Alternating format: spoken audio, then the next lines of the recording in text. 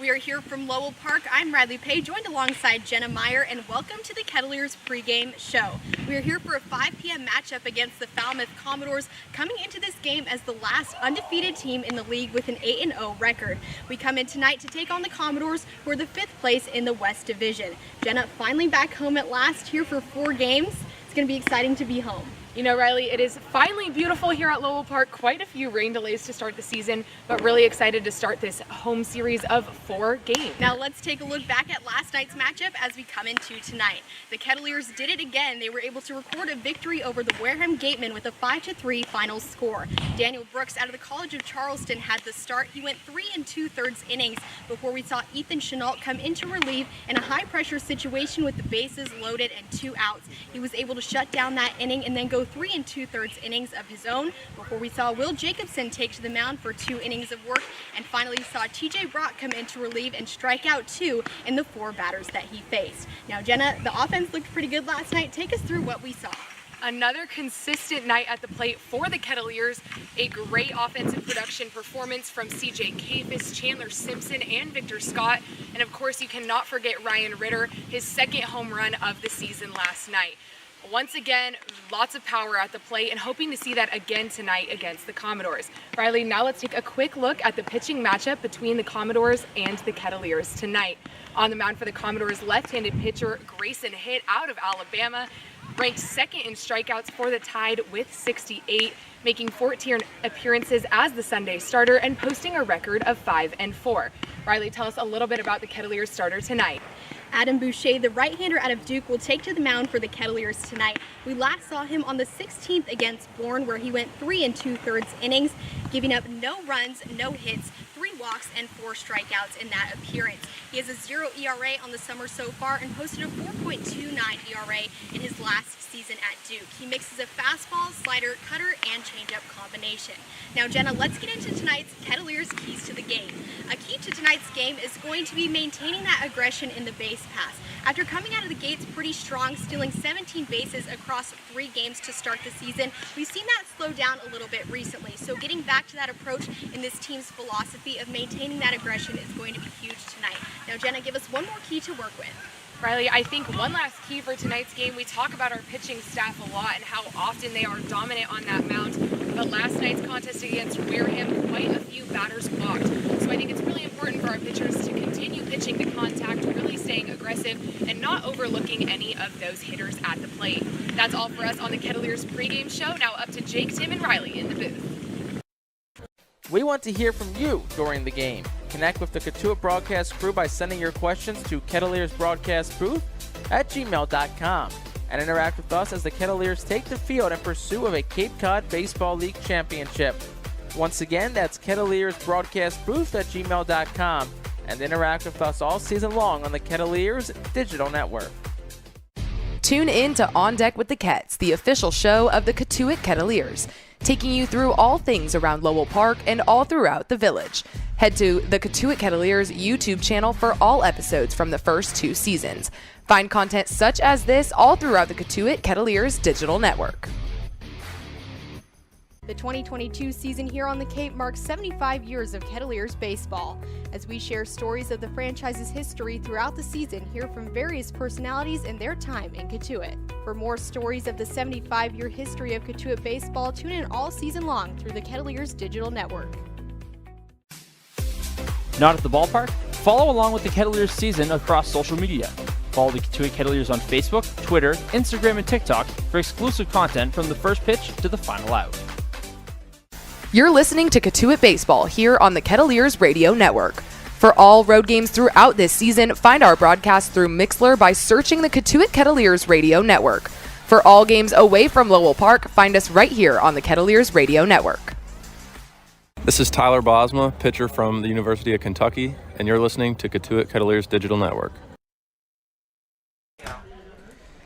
Back home at Lowell Park for the first 9-inning game in over a week, the Cotuit Kettleers put their 8-0 record on the line against the 3-6 Falmouth Commodores this evening here in the village of Cotuit. Jake Starr, Tim Crowley, Riley Pay, thanks for joining us here on the Kettleers Digital Network on our YouTube stream. Guys, Cotuit coming off what some of the players described talking to last night as one of its ugliest wins of the season, a 5-3 triumph over the Wareham Gatemen, but it was bullpen pitching, some timely hitting for the Cats, and Tim, start things over with you first. We'll talk about the bullpen for the Cats. Really strong outing from the pen after Daniel Brooks struggled through 2 1/3.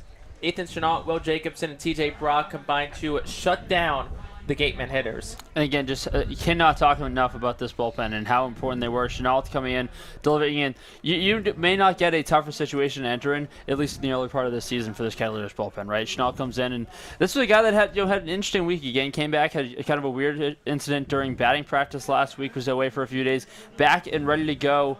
He was completely brilliant during his time. Will Jacobson comes in, and again, that one-run game, those are usually roles that so far this season have been reserved for TJ Brock, William Privet, Jackson Kelly, really those high-leverage guys. Well, they work Will Jacobson into that role as well, and he was stellar over 2 innings as well. And then you feel pretty safe when you turn over a 3-run lead to TJ Brock at the back end. And the offense had another big inning in the third last night. 4 runs much of it came thanks to an extra base hit double by Victor Scott, drove in 2, and then Ryan Ritter had 3 strikeouts on the day, but just when it mattered most, had a little deja vu moment for him, launched another home run, second one in a couple of years, into those left field bleachers at Spillane Field. Yeah, an excellent performance from him, and when they needed it the most as well, like you said, and then had a lot of the guys from the Combine finally back, and they didn't miss a beat, came in and made that effect again. Chandler Simpson, a great night for him, 3 hits in his 4 at-bats. Batted .636 last night as well. So again, huge offensive production from them when they needed it most. Like you said, it was a little bit of a tougher start, an ugly way to win, but they were able to pull through and again show that resilience that this team has shown early on, and I think it'll be in a good spot coming into today's game. Now we shift gears towards tonight's matchup. Cotuit, who holds a 5.5 game lead over Falmouth in the standings. But first, we will throw things to a quick break as the national anthem about to play here at Lowell Park. More on tonight's matchup, lineups, and first pitch on the other side of this break. You're listening to Kettleers Baseball and the Kettleers. We want to hear from you during the game. Connect with the Cotuit broadcast crew by sending your questions to kettleersbroadcastbooth@gmail.com and interact with us as the Kettleers take the field in pursuit of a Cape Cod Baseball League championship. Once again, that's kettleersbroadcastbooth@gmail.com. and interact with us all season long on the Kettleers digital network. Tune in to On Deck with the Kets, the official show of the Cotuit Kettleers, taking you through all things around Lowell Park and all throughout the village. Head to the Cotuit Kettleers YouTube channel for all episodes from the first 2 seasons. Find content such as this all throughout the Cotuit Kettleers digital network. The 2022 season here on the Cape marks 75 years of Kettleers baseball. As we share stories of the franchise's history throughout the season, hear from various personalities and their time in Cotuit. For more stories of the 75-year history of Cotuit baseball, tune in all season long through the Kettleers digital network. Not at the ballpark? Follow along with the Kettleers season across social media. Follow the Cotuit Kettleers on Facebook, Twitter, Instagram, and TikTok for exclusive content from the first pitch to the final out. You're listening to Cotuit Baseball here on the Kettleers Radio Network. For all road games throughout this season, find our broadcast through Mixlr by searching the Cotuit Kettleers Radio Network. For all games away from Lowell Park, find us right here on the Kettleers Radio Network. This is Tyler Bosma, pitcher from the University of Kentucky, and you're listening to Cotuit Kettleers Digital Network. National anthem has played, and we're back here from Lowell Park as Cotuit and Falmouth get set for first pitch in just a couple of minutes. Once again, Jake Starr, Riley Pay, and Tim Crowley. So, guys, we'll turn our attentions towards tonight's game. It's 2 teams separated by 5.5 games in the Western Division standings, and Cotuit is kind of running away with the division early on so far. Second place, Bourne, just 3-4-2 behind the 8-0 Cats. But, you can get caught up in the records. You can get caught up in the undefeated streak for Cotuit so far this season. But, Tim, head coach Mike Roberts and his Cat squad mentality today, just go 1-0 against a Falmouth team that is definitely a lot better than the last time we saw them a week ago. And again, a couple wins in that span for the Commodores. And as you said, as cliche as it sounds, for this Cotuit team, they really do just need to take it one day at a time, because that's how this talent operates. Again, this is a great opportunity for Adam Boucher to get another start this year, continue what he did against Bourne last week, and for this offense, see what they want to do. Again, this was the first time out against Falmouth. They were still in that very move guys over, bunt, steal bases, manufacturing runs kind of game. Offensively, they've had some big cricket innings since then where they can burst out at any time. Want to see how the offense goes through the second time against Falmouth today, but it really is just taking this one game at a time, not getting lost in this great start, just trying to continue what you've started while not getting lost in the bigger picture. Cats have taken the field, led by starting pitcher Adam Boucher. Will have his numbers in just a second, but first let's take a look at how the Falmouth Commodores, 3-6 on the season. This game number 10 for them, line up tonight. Alex Mooney out of Duke plays shortstop. He leads off and bats first. Colby Halter from Florida bats second to DH. Braden Taylor from TCU bats third base. Jacob Walsh at first base, fourth from Oregon. Jack Payton from NC State bats fifth. He'll handle the catching duties tonight. Corey Collins from Georgia bats sixth. He'll play left field. Andrew Pinckney out of Alabama bats seventh. He'll play center. Batting eighth, Drew Brutcher, right fielder out of USF. And rounding things out, batting ninth, Anthony McKenzie, second baseman out of Sam Houston State. On the mound for the Cats, it's Adam Boucher, making his second start of the season. Started and went 3 2/3 of no-hit ball against Bourne back 6 days ago, last Thursday at Lowell Park. No hits, no runs, no earned. 3 walks, 4 strikeouts. Opponents hitting 0 against him. They were 0 for 10 against him in that ball game. So Riley, as Tim alluded to, Boucher's son, who doesn't start a lot, looking to get 3 or 4 out of him today before turning things over to the bullpen. Yeah, like you said, though, in his last start last week, he looked really good. No hits, no runs, and 3 walks and 4 strikeouts is enough to have him have a strong start here. He brings a lot of upside with his fastball, sitting in the low 90s, throws the fastball, slider, cutter, and changeup combination. So a lot of versatility there from him, and enough to have him have another impressive start like he did last week. Let's take a look at the battery and defensive alignment for Cotuit tonight. Throwing it down to second base, Caleb Lomavita does the catching. Whole battery with Adam Boucher on the mound. Brooks Baldwin gets his first start of the season at first base. Graham Pauly plays second. Ryan Ritter at short. Kyle Carrows at third in the outfield. Zach Cole in left. Victor Scott in center. Cade Kern rounds things out with his first start of the season in right field. Alex Mooney out of Duke steps into the right-handed batter's box and leads things off for game number 9 of the season. The 8-0 Cats looking to keep things rolling against Falmouth. First pitch of the day in there for a called strike, fired at 4:59 here on this beautiful Wednesday afternoon. 66 degrees and partly cloudy. The temperature at first pitch. Nothing on the count now to Alex Mooney. Boucher, who works solely out of the stretch, kicks and deals home. That one's grounded, foul behind. And then back out in front. 0-2 the count. Balls and strikes today. Michael Hinojosa, Jim Byrne at first. Tom Ryberg rounds things out at third base. As we said, beautiful day for baseball here at Lowell Park. Just the second 9-inning game the Cats have here at home so far on the young season. The first came way back last Tuesday, 8 days ago, against Bourne. 0 to the Mooney. Here's the pitch. Swing and a miss. Struck him out. Really nice all-speed pitch there, Tim, for the first out of the inning. Does a great job, did Boucher in that at-bat, establishing with that fastball early on, and then flips over that slider, does a really good job running it away from the right-handed hitter. Good sequence in his pitch mix so far to start the game. Kobe Halter out of Florida, DH, bats second for the Falmouth Commodores. He'll settle in the left-handed batter's box. Working against Adam Boucher, the tall righty out of Duke, just finished his sophomore season from Metuchen, New Jersey. First pitch, outside for a ball, 1-0. Boucher stands at 6'5", 230 pounds. One of the tallest pitchers on this Cotuit team, but no one as tall as yesterday's starter, Daniel Brooks.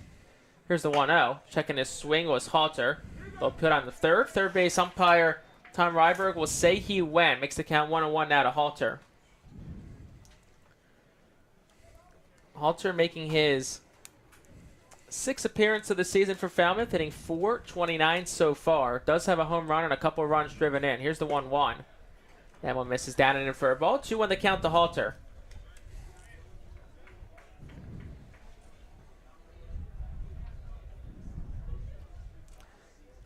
Ready on lefty matchup here. Counts 2-1 went out here in the first. Boucher kicks and deals. That one gets the outside corner for a called strike. 2-2 the count. That last fastball from Boucher sitting at 94 miles an hour. We'll see him sit low to mid-90s tonight, Tim. Again, he ran right up, as you mentioned, 94. He'll usually ramp up around 91, 92. His velocity getting stronger as he goes. Here's a 2-2. Upstairs with it. Counts phone out of Kobe Halter. Halter, one of their more productive guys in this Falmouth lineup. Again, leading this team across the slash line, 429 average. Getting on base at a 600 clip. And then slugging at 714 for a 1314 OPS. That's best on the team and the only player in this roster going over 1,000. Full count pitch. Breaking pitch dives down low for a ball. Walter works himself a full count walk. First base runner of the day with one out. Brings Braden Taylor, the 3-hole hitter, to the plate now for Falmouth.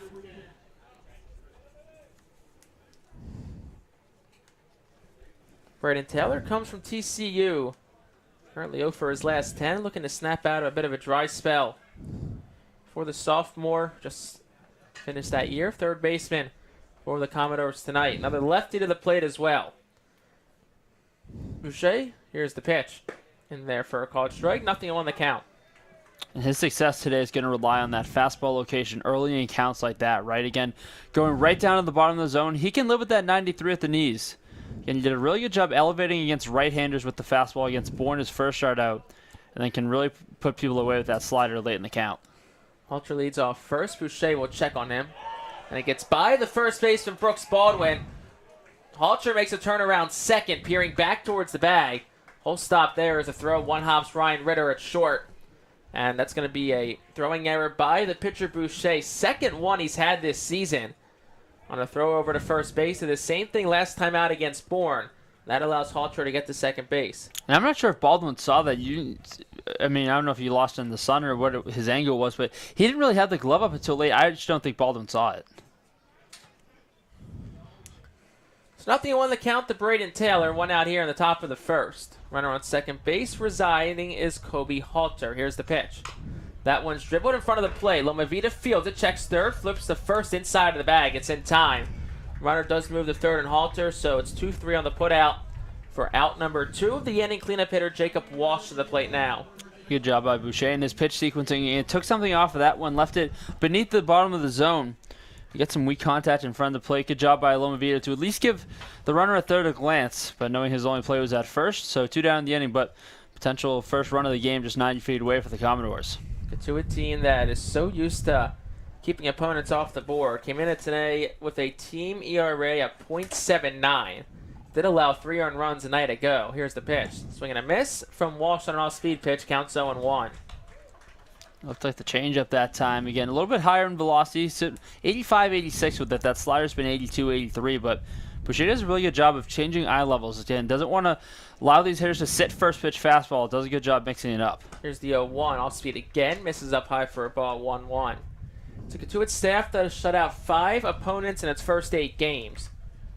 2 of those shutouts came against Brewster on Sunday. Last time the Kets were here. Both 7-inning affairs. Here's the 1-1. Underneath that inside pitch is Walsh. Hits it to the left side. Third baseman Karros in foul territory. Makes the catch behind the bag. And that's how the side will be retired. No runs, no hits. There was an error. 1 left on base for Falmouth. We're through half an inning, right at the bottom of the first. Still scoreless here on the Kettleers. We want to hear from you during the game. Connect with the Cotuit broadcast crew by sending your questions to kettleersbroadcastbooth@gmail.com.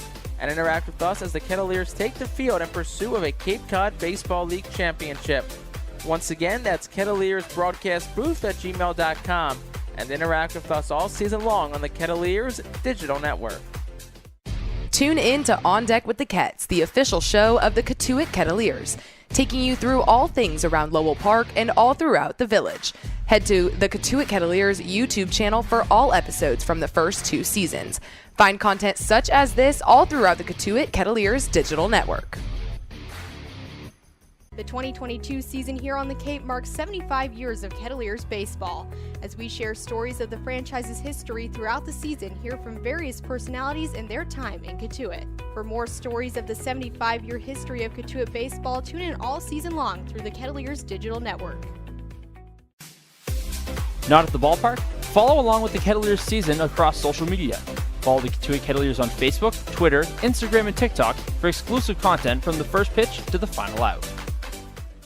You're listening to Cotuit Baseball here on the Kettleers Radio Network. For all road games throughout this season, find our broadcast through Mixlr by searching the Cotuit Kettleers Radio Network. For all games away from Lowell Park, find us right here on the Kettleers Radio Network. This is Tyler Bosma, pitcher from the University of Kentucky, and you're listening to Cotuit Kettleers Digital. After a scoreless top of the first, Ketts to the plate now. Looking to strike early here against Falmouth. Here's how Cotuit lines up in the bottom of the first. Brooks Baldwin leads things off. He'll play first base. Carter Trice second. He's a DH. Zach Cole third. He'll play left. Kate Kern plays right. He'll bat cleanup. Victor Scott will bat fifth and center. Kyle Caro sixth at third base. Ryan Ritter bats seventh. He will play short. Graham Pauly eighth at second.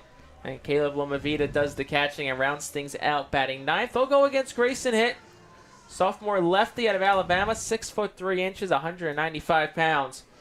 Making his second appearance of the season. Both starts. 3 innings pitched, 1 hit, 2 runs, both there earned 5 walks, 4 strikeouts.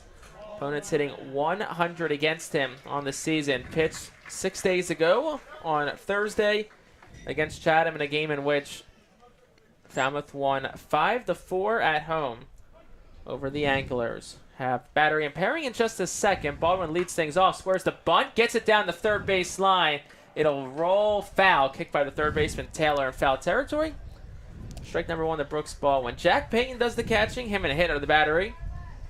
Jacob Walsh at first, Anthony McKenzie second. Alex Mooney at short, Braden Taylor at third. Drew Brutcher in right, Andrew Pinckney in center. And Corey Collins is in right field. It's a Falmouth team that has struggled defensively this year. It's committed 13 errors through 9 games so far. Sports just a .951 fielding percentage. Handful of players in the field have picked up multiple errors this year for the Commodores. Nothing in 1 to count to Brooks Baldwin. Here's the pitch. Big looping curveball in there for a called strike. Go to the count to Baldwin. Baldwin back hitting right-handed tonight against the switch hitter against the lefty hit. So rare off night for Baldwin last night. He was 0 for 4 before his 9th inning single. Here's the 0-2. That one bounces away for a ball. 1-2. Baldwin, the team leader in at-bats, hits, and stolen bases. Has hits in 7 of 8 games he's played for Cotuit so far this season. Had a 6-game hit streak snapped. The second game of the doubleheader on Sunday against Brewster. Here's the 1-2 on the outside corner of the curveball, called strike 3. For the first out of the inning, that'll bring Carter Trice at the DH to the plate for the Cats. That curveball had really good late dashing, and you saw the initial 12-6 that he threw earlier in the account. Didn't have as much vertical drop on it, but better location on the outer half. It freezes Baldwin for the first out of the game. Carter Trice the batter now for Cotuit. Trice the DH out of NC State. Settles on into the right-handed batter's box against the lefty, hit from the windup. Here's the first pitch. Fastball in the outer half for a called strike. Nothing on the count to Trice. Trice, who has hits in his last 4 games. Here's the 0-1. Just below the knees for a ball. 1-1. Hitting .333 on the season so far. Home run, 3 runs driven in. Has reached base in every game he's started so far. Even the count 1-1 with hit. Here's the pitch from the lefty. On the outer half for a called strike. Counts 1-2 to Carter Trice. And Hitt doing a good job keeping these away from Trice, because we were talking to him before the game. Just watching him in batting practice the last couple days, anything middle in, he is absolutely crushing. Choked him on the bat is Trice. The 1-2 misses away. Count 2-2 now to Carter Trice. And just talking to him, he said, hey, everything middle in, it seems like there's been a different sound lately. What's gone into it? He said, just getting the extra reps in. Coach Roberts has really gotten my swing right and a little extra power lately. 2-2 bounces away inside from the catcher Payton. Won't matter, no one on base. Counts phone out to Carter Trice. Again, especially last night, getting to watch him take BP and Wareham. Talked about it on the broadcast a few times before. Watching right-handers take BP, especially ones with power at Wareham, is just so special because while it may not be as deep, only about 324, those bleachers make everything look a lot deeper. 3-2, drops a curveball in there. Trice takes it, second strikeout of that variety for Grayson Hitt today. That'll bring Zach Cole to the plate. Riley, we're seeing some nice off-speed stuff so far tonight from Grayson Hitt. Yeah, a lot of nice off-speed movement here from him, enough to get that deception factor and take the hitters down early in the count. But a lot of patience there from Carter Trice, waiting that one out and battling it out. Zach Cole, the batter now, starts him off with that big, slow curveball at 71. Misses upstairs for a ball. 1-0 to count to Cole. Cole making his 6th start for Cotuit. 5 for 20 on the young season so far. Here's the 1-0. Bounces down for a ball. 2-0 the count, excuse me. Now to Zach Cole. You saw that first breaking ball to Cole. So much of a key tonight for Hitt is going to be staying on top of that breaking ball. That 12-6 is really effective given how much vertical drop he has, but it's a pitch that only can stay effective if you're staying on top and not looping it up. Here's the 2-0. That one high and tight to Zach Cole. Counts 3-0 now to the left fielder out of Ball State. Because when you don't leave it up with the curveball and you start having release problems there, that's what happens. The fastball stays up because you're so focused on staying top of that curveball, you don't follow through on your fastball. 3-0 upstairs for a ball. It's a 4-pitch walk for Zach Cole, as Tim alluded to, and you can kind of elaborate there if you want. Just how he really just was not on top of any of those pitches there, and I guess that curveball kind of messed with him a bit. And that'll be something that him and Peyton should be talking about in between innings. I mean, I was working with a catcher a couple of years ago towards the end of high school, and we talked about staying on top of a curveball. And I'd watch him catch guys that first pitch fastball would go up after a breaking ball, and he'd stop everything and tell them for 3 minutes, hey, you got to get that fastball release down. You can't keep going from the same curveball angle because you're trying to get more on top of that 12-6. From the stretch for the first time today, Grayson Hitt delivers that first pitch to Cade Kern in there for a called strike on the outer half. Grayson Hitt, who pitched and started in all 14 games he appeared in at Alabama this season, was 4-3, a 5.34 ERA. Kern cuts and misses at a curveball. Counts 0-2 to Cade Kern. And again, while not every one of these needs to be thrown for a strike, if Hitt can live around the strike zone again, even starting that breaking ball on an edge and running it off, he'll get swings and misses. It's had really good life so far, as long as he's keeping it beneath the letters. Here's the 0-2. Kern slaps it. It'll be foul to the right side. Do it again at 0-2 to Kern.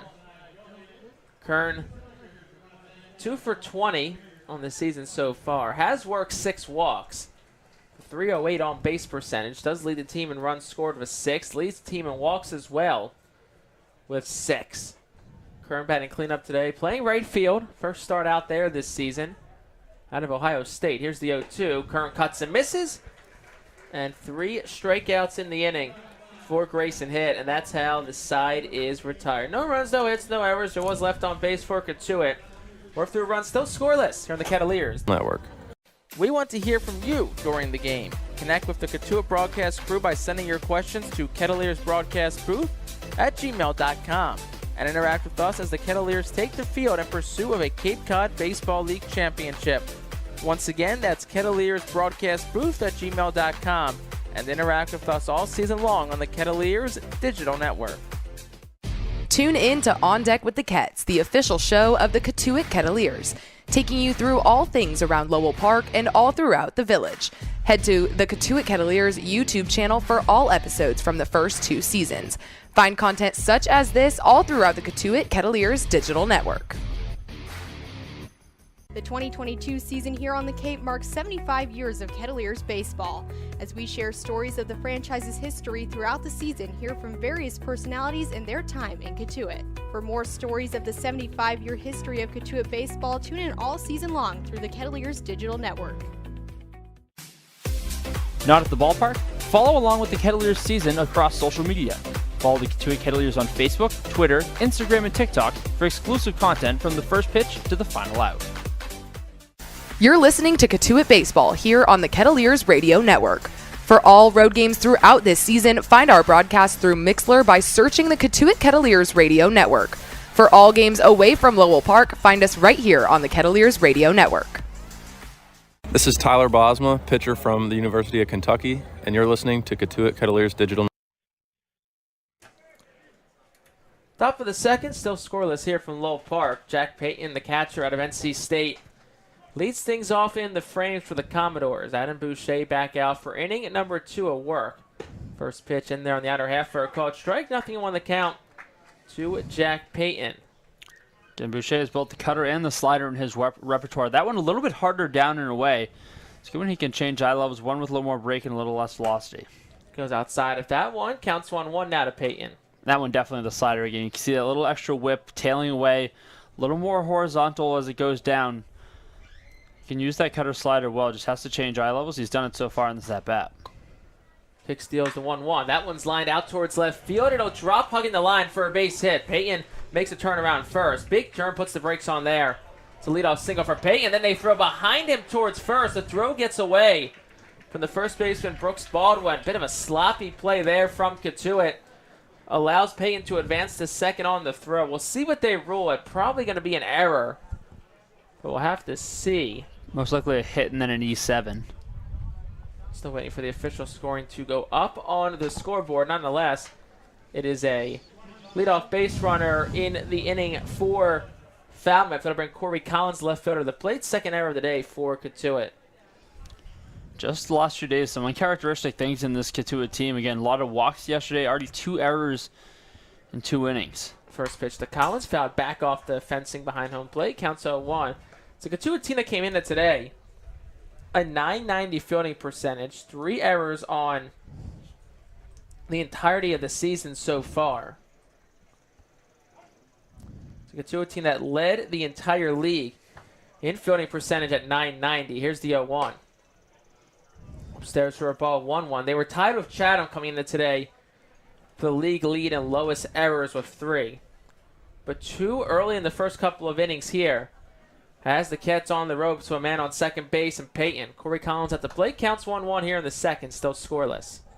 Pitch from Boucher, gets the knees for a called strike with a fastball, 1-2 to count to Collins. And that's where, again, we talked about it in the first inning, how much this can make or break his start, right? His breaking stuff has looked really good so far. Slider looks sharp, can mix that cutter in. The change has been good on the outer half of the plate to lefties, in on righties. But it all starts with his fastball command. That's what makes everything else so effective. Here's a pitch to Collins, all-speed pitch down low. Vita tried to hold it for the umpire for a second, doesn't get the call. Counts 2-2 now to Collins. It's a good miss, and it's a good spot for that pitch in that count, too. He can live with that slider. It's looked really good to righties there. He can also lock up some lefties there. Collins making just his second start for Falmouth. 0 for 3 on the young season so far. Here's the pitch off the end of the bat, hit in the air, out towards the left side. Karros will give it a look. It'll go out of play foul. Do it again at 2-2. No outs here in the second. Still scoreless. Jack Peyton, the man on second for Falmouth.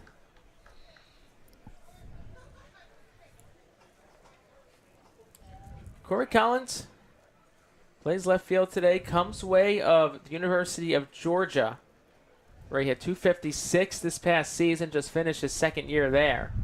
Pitcher Boucher. That one's in on the hands, hit out towards center. Scott starts back, then creeps in. Still coming in. Hat falls off, makes the catch in the left center gap. That'll be out number 1. F8 on the flyout. Andrew Pinckney to the plate now for Falmouth. You can see that wind blowing in just a little bit. You saw the wind that blew Victor Scott's hat off. Ball started like it was continuing to range out towards left center, and then just completely died and started to come back in with that wind coming in from center field. Good adjustment from Scott to start back, then come in. Pinckney to the plate now. Hits in 3 of his last 5. For Falmouth, he plays center field today, batting in the 7th spot. 1 out here in the top of the second inning. Boucher set at the belt. Kicks and deals from the stretch. Swinging a miss on that slider. Counts 0-1 now to Pinckney.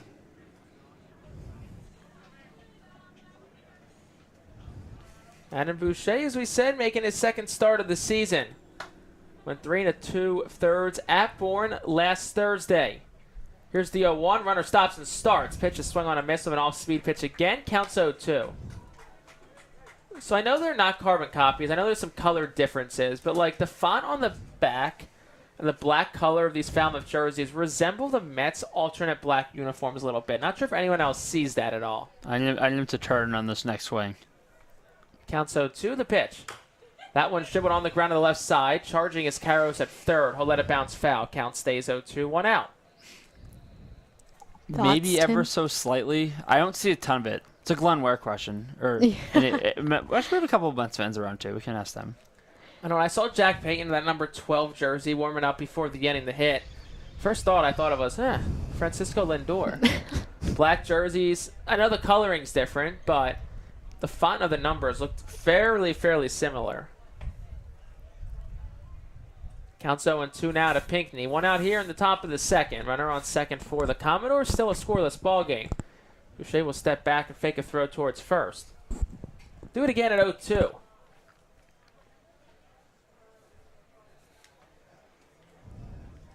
Pinckney hit .303 this past season in Alabama. 7 home runs, 32 runs driven in. 0-2 misses up. With the fastball 94, count moves to 1-2 now to Pinckney. Boucher was at his best last week when he was challenging right-handed hitters with that high fastball. Bourne was not able to catch up with it. Want to see a little more of that. As good as his slider's been down and away in 2 strike counts, I want to see him challenge righties with the fastball up. 1-2, slap foul the other way. And it's out of play to the right side. Do it again at 1-2.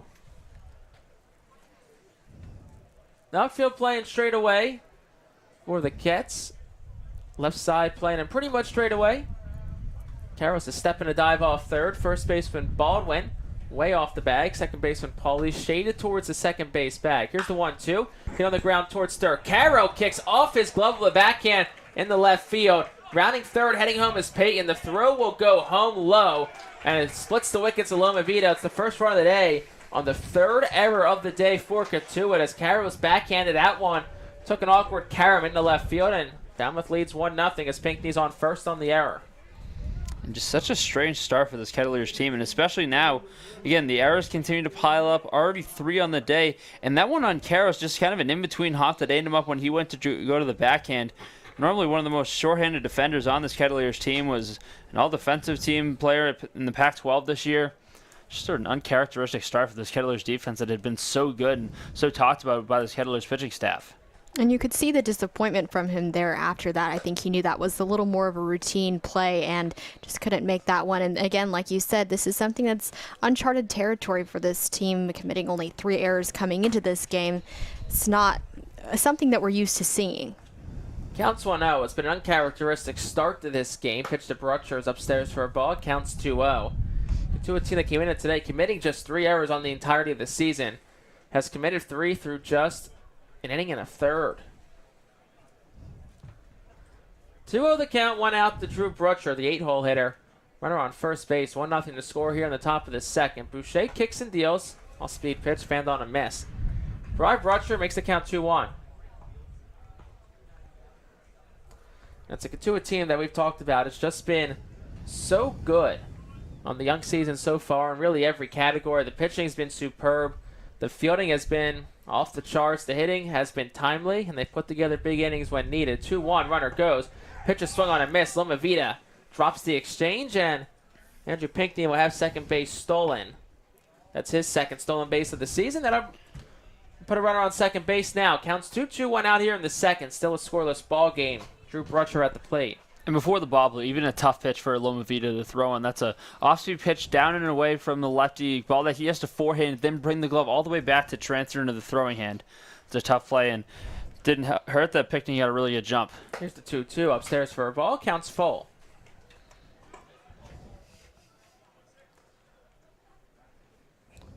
That first run to Boucher goes down as an unearned run as it came off the error by the third baseman Karros. Here's the 3-2. That one misses inside for a ball. Brutcher works himself a 1-out walk. Second walk issued today from Adam Boucher. That'll bring Anthony McKenzie, the 9-hole hitter, to the plate. Now for Falmouth, the 1-out here on the top of the second. It's a 1-0 ball game.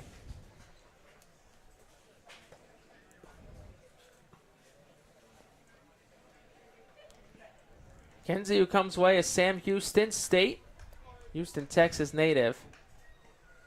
Hitting .238 on the season so far for Falmouth. Here's the pitch to him.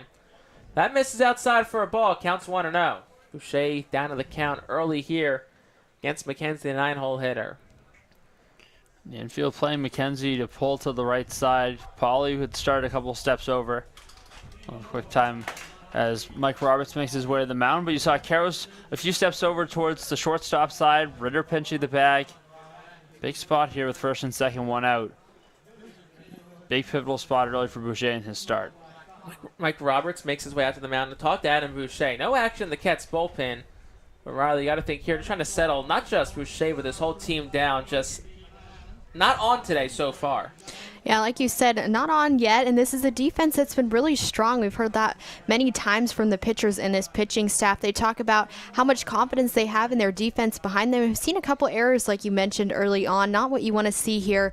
And then having Mike Roberts come out to the mound, you do have to think this is just probably something to calm him down, calm down the nerves. You do have 2 runners on, but this is not somewhere you want to be with only 1 out on the board. So again, taking that time, calm down your pitcher, and hopefully reset here. A long mound visit for Mike Roberts. Now finally step his way off the mound and work his way back to the Cotuit dugout on the third base side. So one out here in the top of the 2nd inning. Runners on 1st and 2nd for the Commodores. 1-0 ball game. Falmouth with the lead here in the top of the 2nd inning. Cats with 3 errors already on the day. 2 of them have come here in this inning. Here's the 1-0 pitch. That's swung on a miss by McKenzie. That's got to feel good for him. Again, that's what he talks about with that fastball. Coming back to restart these ABs. It's a big pitch to regain his composure and just, again, he plays everything else in his repertoire plays off his fastball. His slider, his changeup, his cutter. Everything starts with good fastball command. 1-1, squaring the bunt there was McKenzie. Pulls it back. It's a strike regardless. Counts 1-2. 1 out here in the 2nd.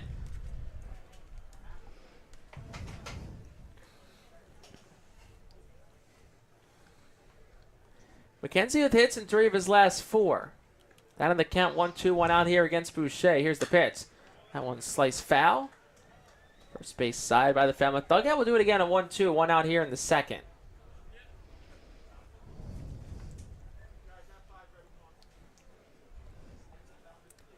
Anthony McKenzie, who just finished his sophomore year, but 3rd year at Sam Houston State after the 2020 cancellation. Here's the 1-2 to him. That one's jammed him on the hands. That one was sliced out of play, foul to the left side.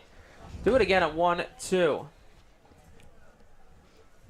And again, just such a crucial at-bat here. And Boucher trying to make his best pitches at the bottom of the zone. Try to get a big second out here before the lineup flips back over. Mooney's had a really good start to the season. You want to give him a chance like this early on to really do some damage for this Falmouth lineup. Boucher, here's the 1-2. That one's in tight to him, 2-2 the count.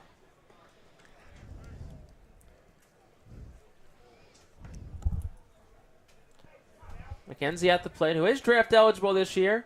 This preseason ranked by D1 Baseball as the number 9 prospect in the WAC in this upcoming draft. Here's the 2-2. Off-speed pitch drops in there. Called strike 3. Much needed strike 3. Second strikeout today for Adam Boucher. Second out of the inning. It'll bring us back to the top of the lineup now to Alex Mooney. A little wrinkle on the outer half there, just enough to mix it up. Freezes McKenzie on that outside corner. It's a good location with that off-speed pitch from Boucher, and again, it's a big second out, bringing Mooney to the plate. It's a big spot early on, top 2. Alex Mooney, who struck out his first time up. First of 2 strikeouts so far tonight for Adam Boucher. Here's the first pitch to him, up and away for a ball, 1-0 the count. 1-0 to score. Falmouth has the lead here in the top of the 2nd. Runners on 1st and 2nd for the Commodores, with 2 away in the frame. Boucher set at the belt. Here's the pitch. Big looping off-speed pitch. Drops in there 81 for a called strike. Counts 1-1 now to Alex Mooney. Mooney came into today riding a 3-game hit streak. Here's the 1-1. That one sliced back. Foul off the cage behind home plate. 1-2. 1 strike away is Boucher from getting out of this inning. And I love what he's featured with that slider. He's been so consistent in his release point, so consistent getting that much spin and movement every time. And he's living in that lower quadrant away from righties, in on lefties. He can keep that there all day. He'll be very successful. 1-2 upstairs for a ball off the off-speed pitch. Do it again now at 2-2. See Tamer Boucher comes back with here. Maybe goes with a fastball upstairs. Want to get it underneath the hands in on the righty. That's where he had his best stuff in terms of fastball usage against Bourne last time out. Here's the 2-2. Went upstairs with that fastball. Mooney lays off of it. Counts full now, 2 outs. Runners will be off on 1st and 2nd. 2 outs here on the top of the 2nd. Cotuit looking to get out of a very uncharacteristic inning for the Cats. Boucher kicks and deals a 3-2. That one's grounded towards short. Ritter charges. He'll throw it for the infield grass on the run. It's in time. The speedy Mooney is thrown out at first, and that will retire the side. 1 run, it wasn't earned on a hit There were 2 errors for Cotuit and 2 left on base. We're through an inning and a half, 1-0 to score. Falmouth leads here on the Kettleers. Network. We want to hear from you during the game. Connect with the Cotuit broadcast crew by sending your questions to kettleersbroadcastbooth@gmail.com and interact with us as the Kettleers take the field in pursuit of a Cape Cod Baseball League championship. Once again, that's kettleersbroadcastbooth@gmail.com and interact with us all season long on the Kettleers digital network. Tune in to On Deck with the Kets, the official show of the Cotuit Kettleers, taking you through all things around Lowell Park and all throughout the village. Head to the Cotuit Kettleers YouTube channel for all episodes from the first 2 seasons. Find content such as this all throughout the Cotuit Kettleers digital network. The 2022 season here on the Cape marks 75 years of Kettleers baseball. As we share stories of the franchise's history throughout the season, hear from various personalities and their time in Cotuit. For more stories of the 75-year history of Cotuit baseball, tune in all season long through the Kettleers digital network. Not at the ballpark? Follow along with the Kettleers season across social media.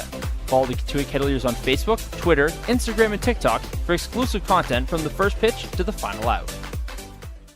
You're listening to Cotuit Baseball here on the Kettleers Radio Network. For all road games throughout this season, find our broadcast through Mixlr by searching the Cotuit Kettleers Radio Network. For all games away from Lowell Park, find us right here on the Kettleers Radio Network.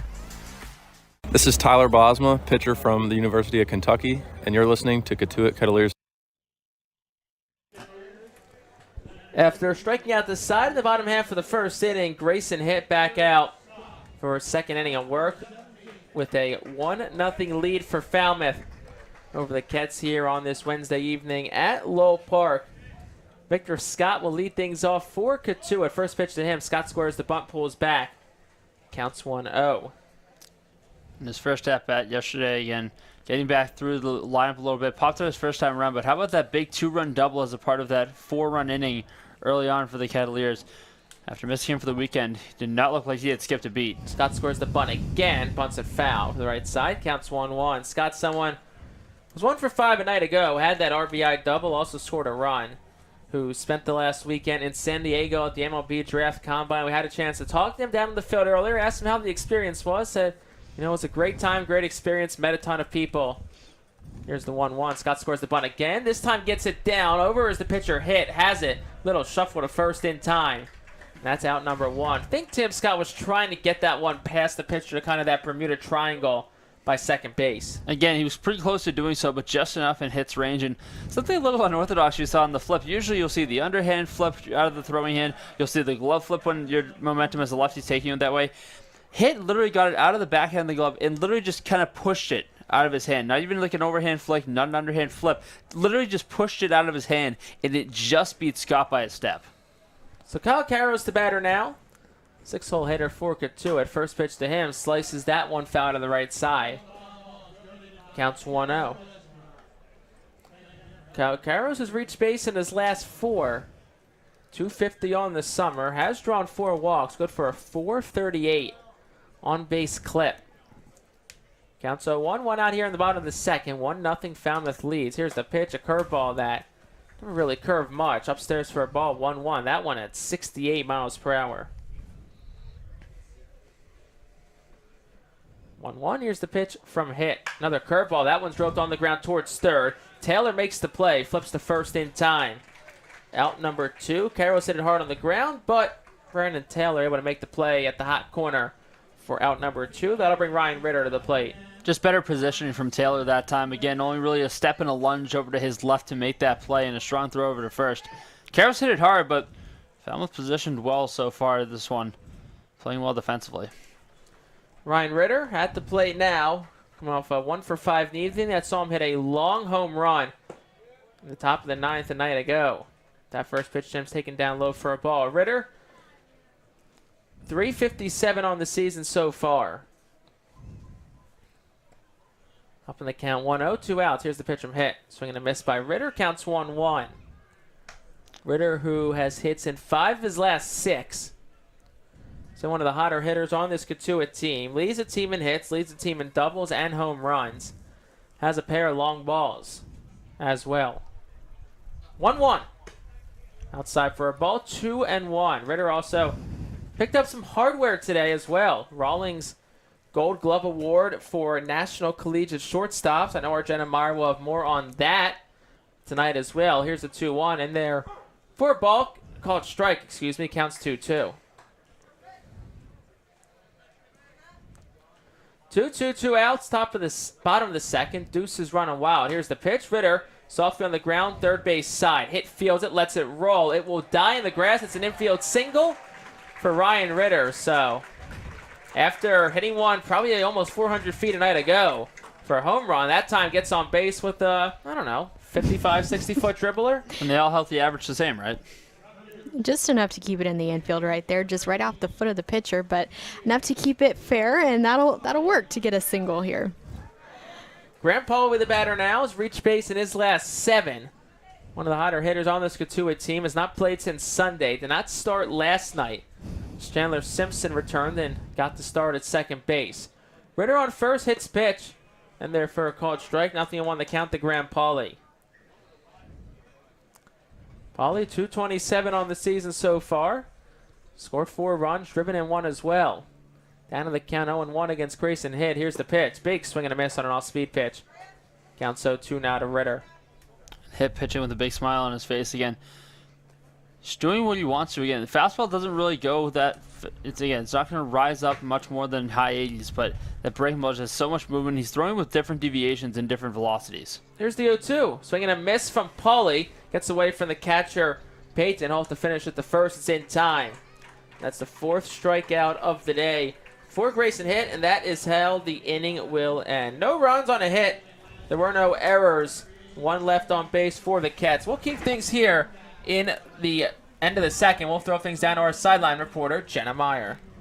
Thanks so much, Jake. As we talked about in yesterday's game at Wareham, a lot of accolades collected for Ryan Ritter in his season at Kentucky, but one of the biggest, he was awarded the Golden Glove today. I had the chance to talk to Ryan before today's game and after being given the award, and he said it means a lot to him. It's really great to be recognized after he takes a lot of pride and ownership in his defense. Back to you, Jake.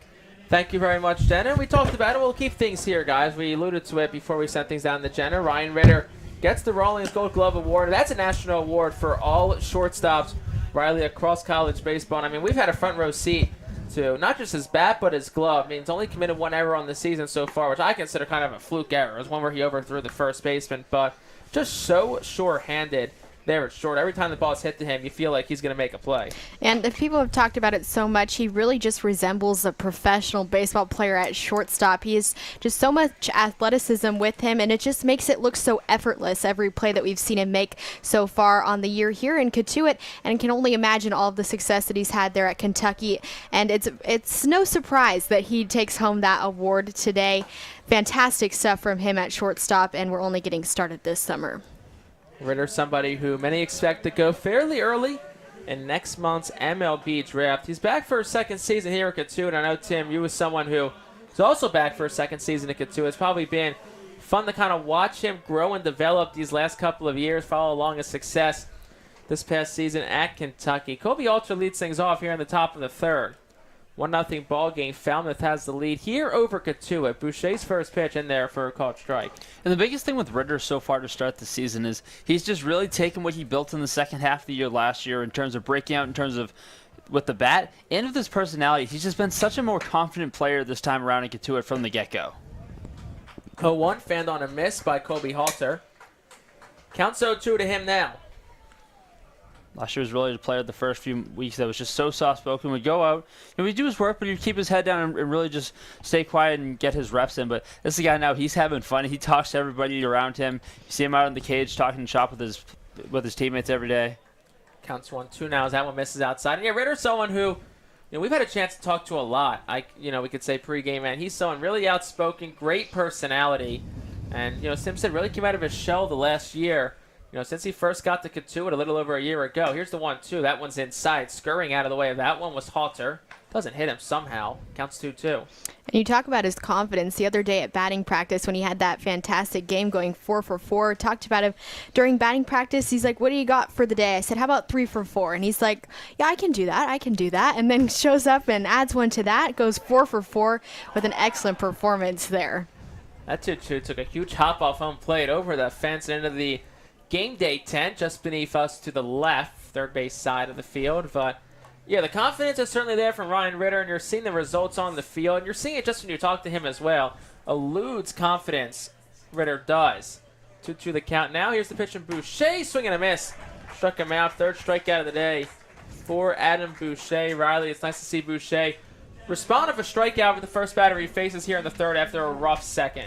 Yeah, after that second inning, just to come out and have that confidence now. You saw him after he came off the mound last inning, still smiling a little bit, probably knew that he just had to calm down a little bit. Ritter gave him a little tap on the shoulder after making that play for him and get him out of that inning. So I think that was all he needed, is just that second to calm down, come out now, and have a strikeout to start the inning. First pitch to Braden Taylor, up and away for a ball. That's the 55th pitch of the day from Adam Boucher. He threw 60 last time out against Bourne. Cotuit does have some action in its bullpen down the left field line as well. Max Gig warming up there as that one is in there for a called strike. Counts 1-1.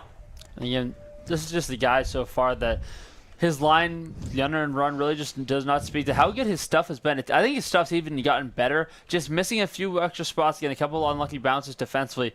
Boucher's stuff's taken another step up from his first start against Bourne, and it's been fun to watch. Hopefully he can get stretched out a little bit more as the summer goes on. Here's the 1-1. That one hit foul the other way. Yeah, out on the left side. And I mean, you could say that really for a lot of the Cotuit pitchers, as we've seen from, appearance 1 to appearance 2. It seems like their stuff has improved, and that's a trajectory. I mean, it's a staff of an ERA south of 1. And if they're getting better every time they pitch, I mean, that's going to be pretty scary for, the opponents in the rest of this West Division and Cape Cod Baseball League. 1-2 the count to Taylor. Boucher kicks and deals upstairs for a ball. 2-2, 1 out. Top of the third. 1-0 ball game. Falmouth has the lead. And that notion, look no further than the man that's been at the top of the rotation in Cade Morris. Maybe didn't have his best stuff in either of his first 2 starts, but he, again, running that fastball in the mid-90s, can really mix that slider changeup combo well. Here's the 2-2. That one bounces by Loma Vida. Counts full now 3-2. We've seen a couple times today where Boucher has kind of pitched some batters back into the count. Another instance here as counts now 3-2.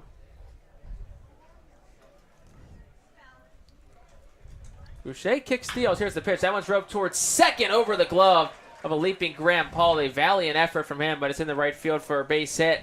So 1-out single for Braden Taylor, and that'll bring Jacob Walsh, the cleanup hitter, first baseman, to the plate here for 1 out in the third.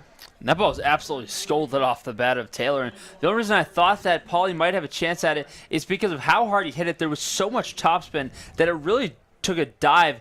Once he got off the edge of the infield grass, Pauly just missing it a few feet high of his glove.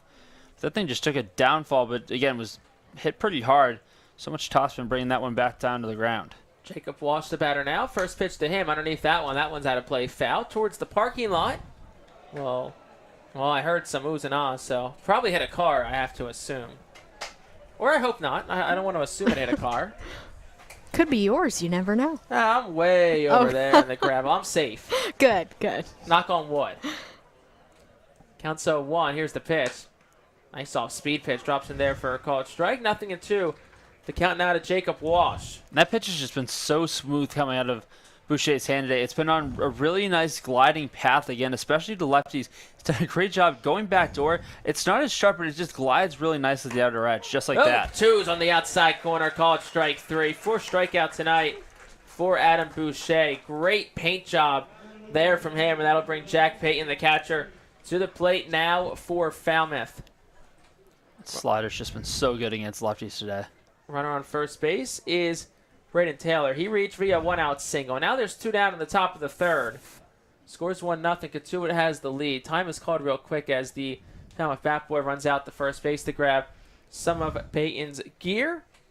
And now back in there for the at-bat for Jack Payton.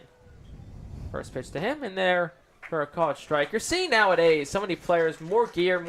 I mean, when I was like 6, 7 years old, A shin guard seemed excessive to me. Now you got shin guards, you got the Evo shields, you got the elbow guards, the shoulder guards. You know, the guys have everything. You know, and obviously batting gloves has become pretty standard, especially with the wood bats too, across baseball. But look, if it keeps you safe, but Gear's definitely got him more. 0-1's missed upstairs, 1-1. There is a guy on Penn State by the name of Jay Harry. Actually went to the same high school as Adam Boucher, who's pitching today. No batting gloves, no other equipment. He walks up there, puts some dirt on his glove, rubs his jersey down with the dirt, and he's ready to go. That's as old-fashioned as old-fashioned gets. The 0-1's cut on a miss. For strike number 2, it's 0-2. What did you rock for the accessories back in the day? Batting gloves, that was it. That was it? What about you?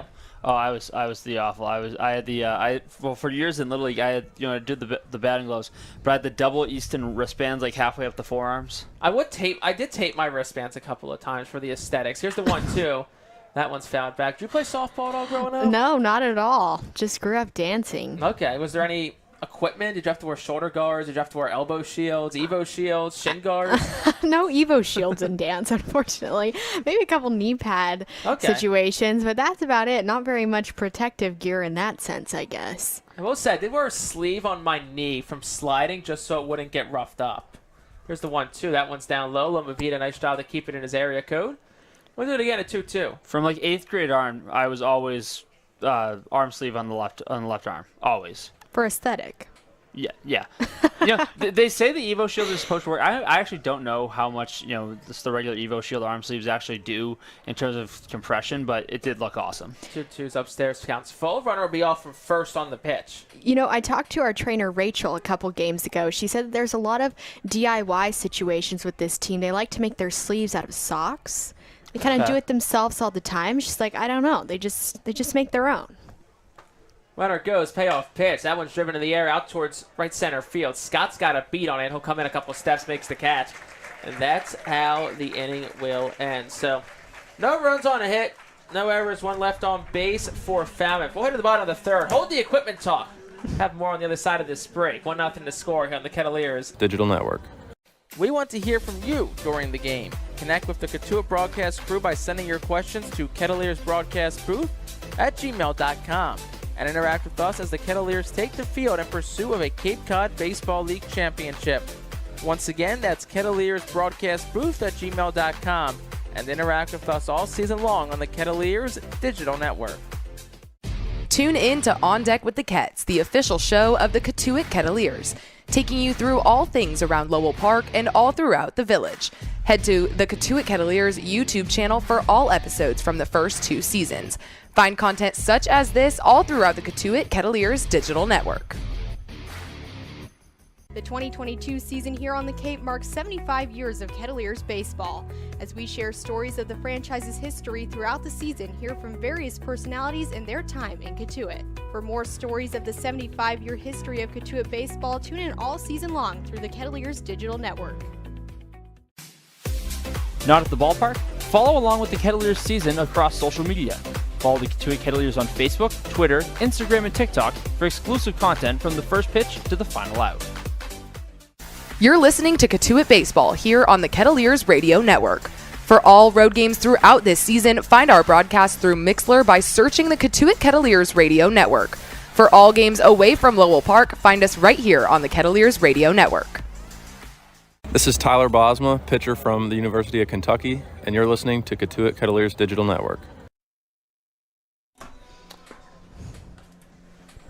Bottom half of the third inning, 1-0 to score. Falmouth flipped the lead over Cotuit. It's uncharted territory, really, for the Cats. Trailing in a baseball game has not happened many times so far here in the 2022 CCBL season.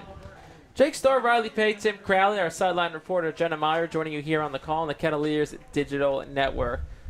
9-hole hitter Loma Vita leads things off. First pitch to the Cal catcher is in there for a called strike. Nothing on the count to him.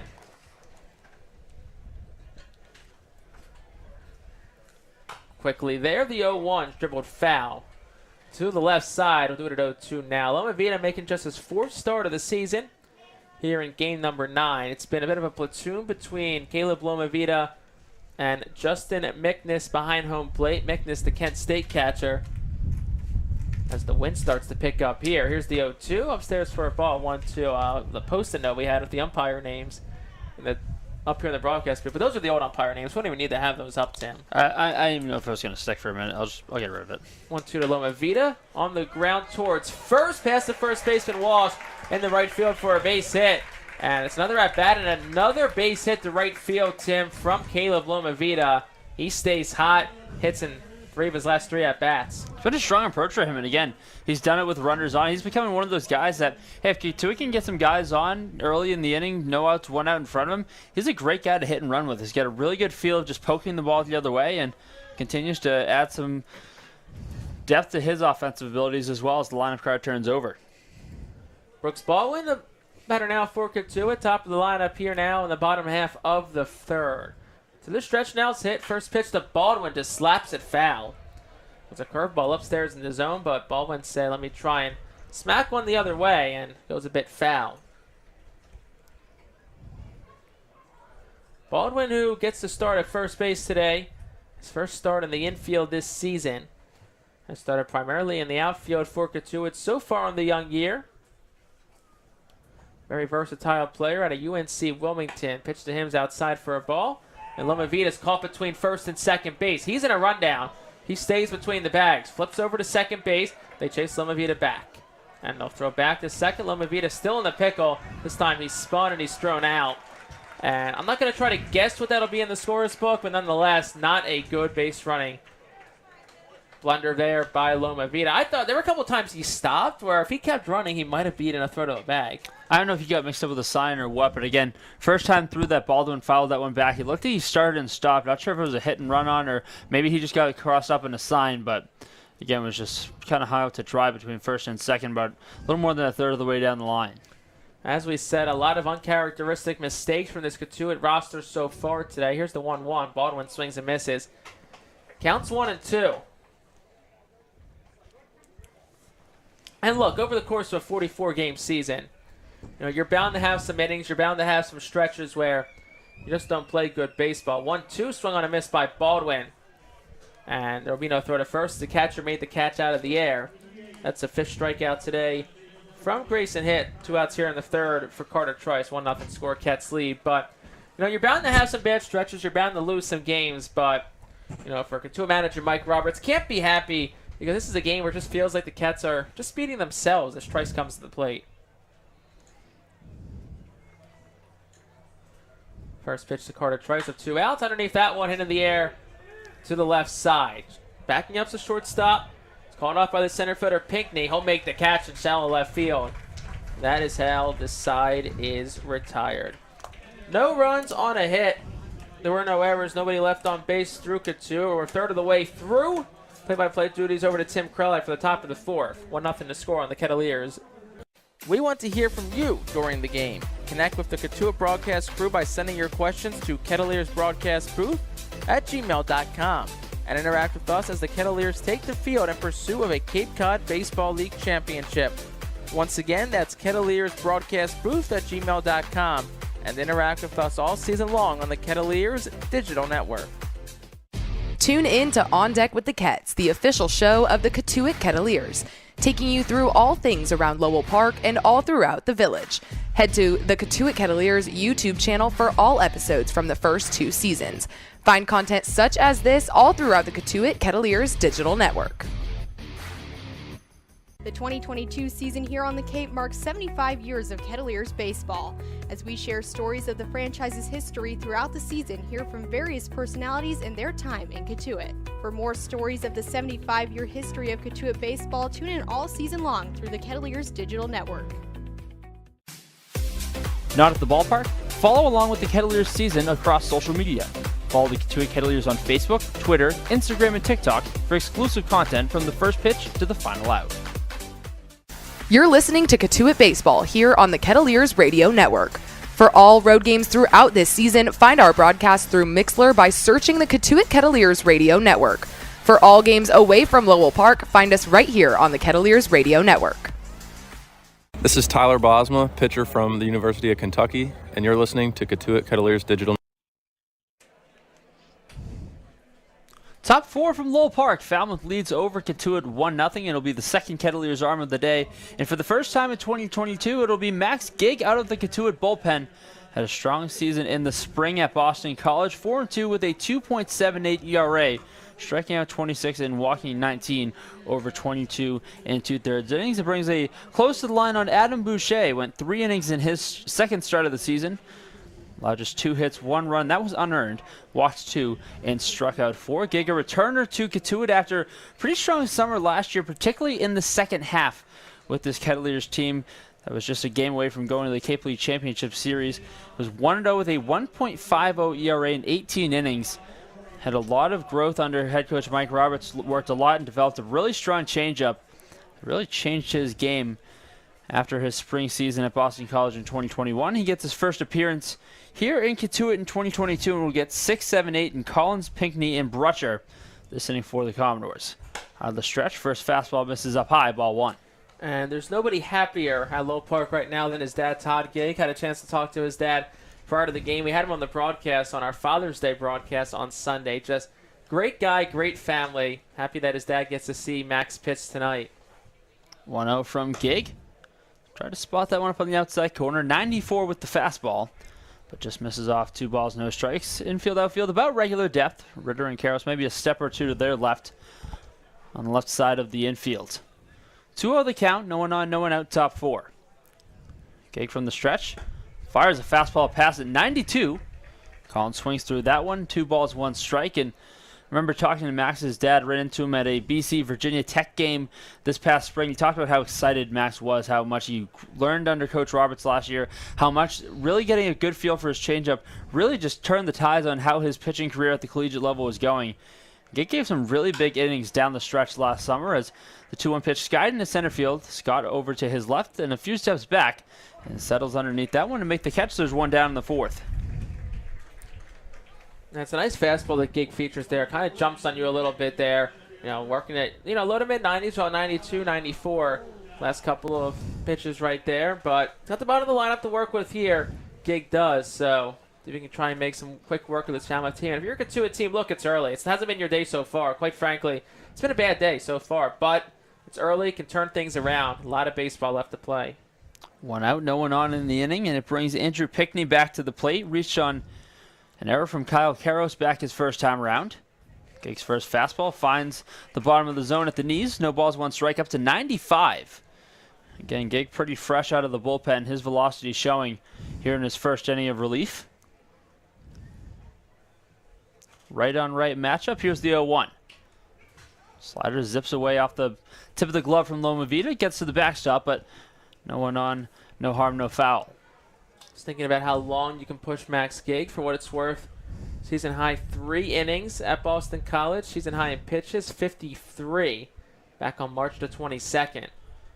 Gig's 1-1. Foul tipped into the middle of Loma Vida.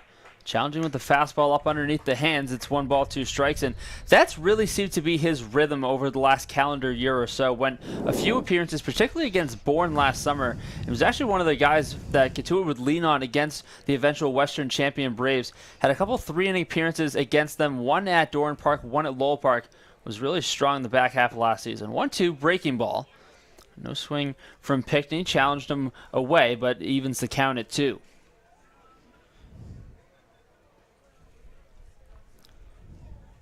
Gig first arm out of the bullpen for Cotuit, looking to keep the score at 1-0, give the bats a chance in the bottom half. 2-2 chopped foul. Heads over towards the third base Cotuit dugout. We'll do the 2-2 again. Fastball up to 96 from Gig. Again, his 3-pitch mix so far with the fastball, slider, and changeup, all with some life, but particularly keeping an eye on that fastball. Velocity seems to be up from last year. He's pitching with some confidence, a smile on his face, as he toes the rubber on the first base side, out of the stretch.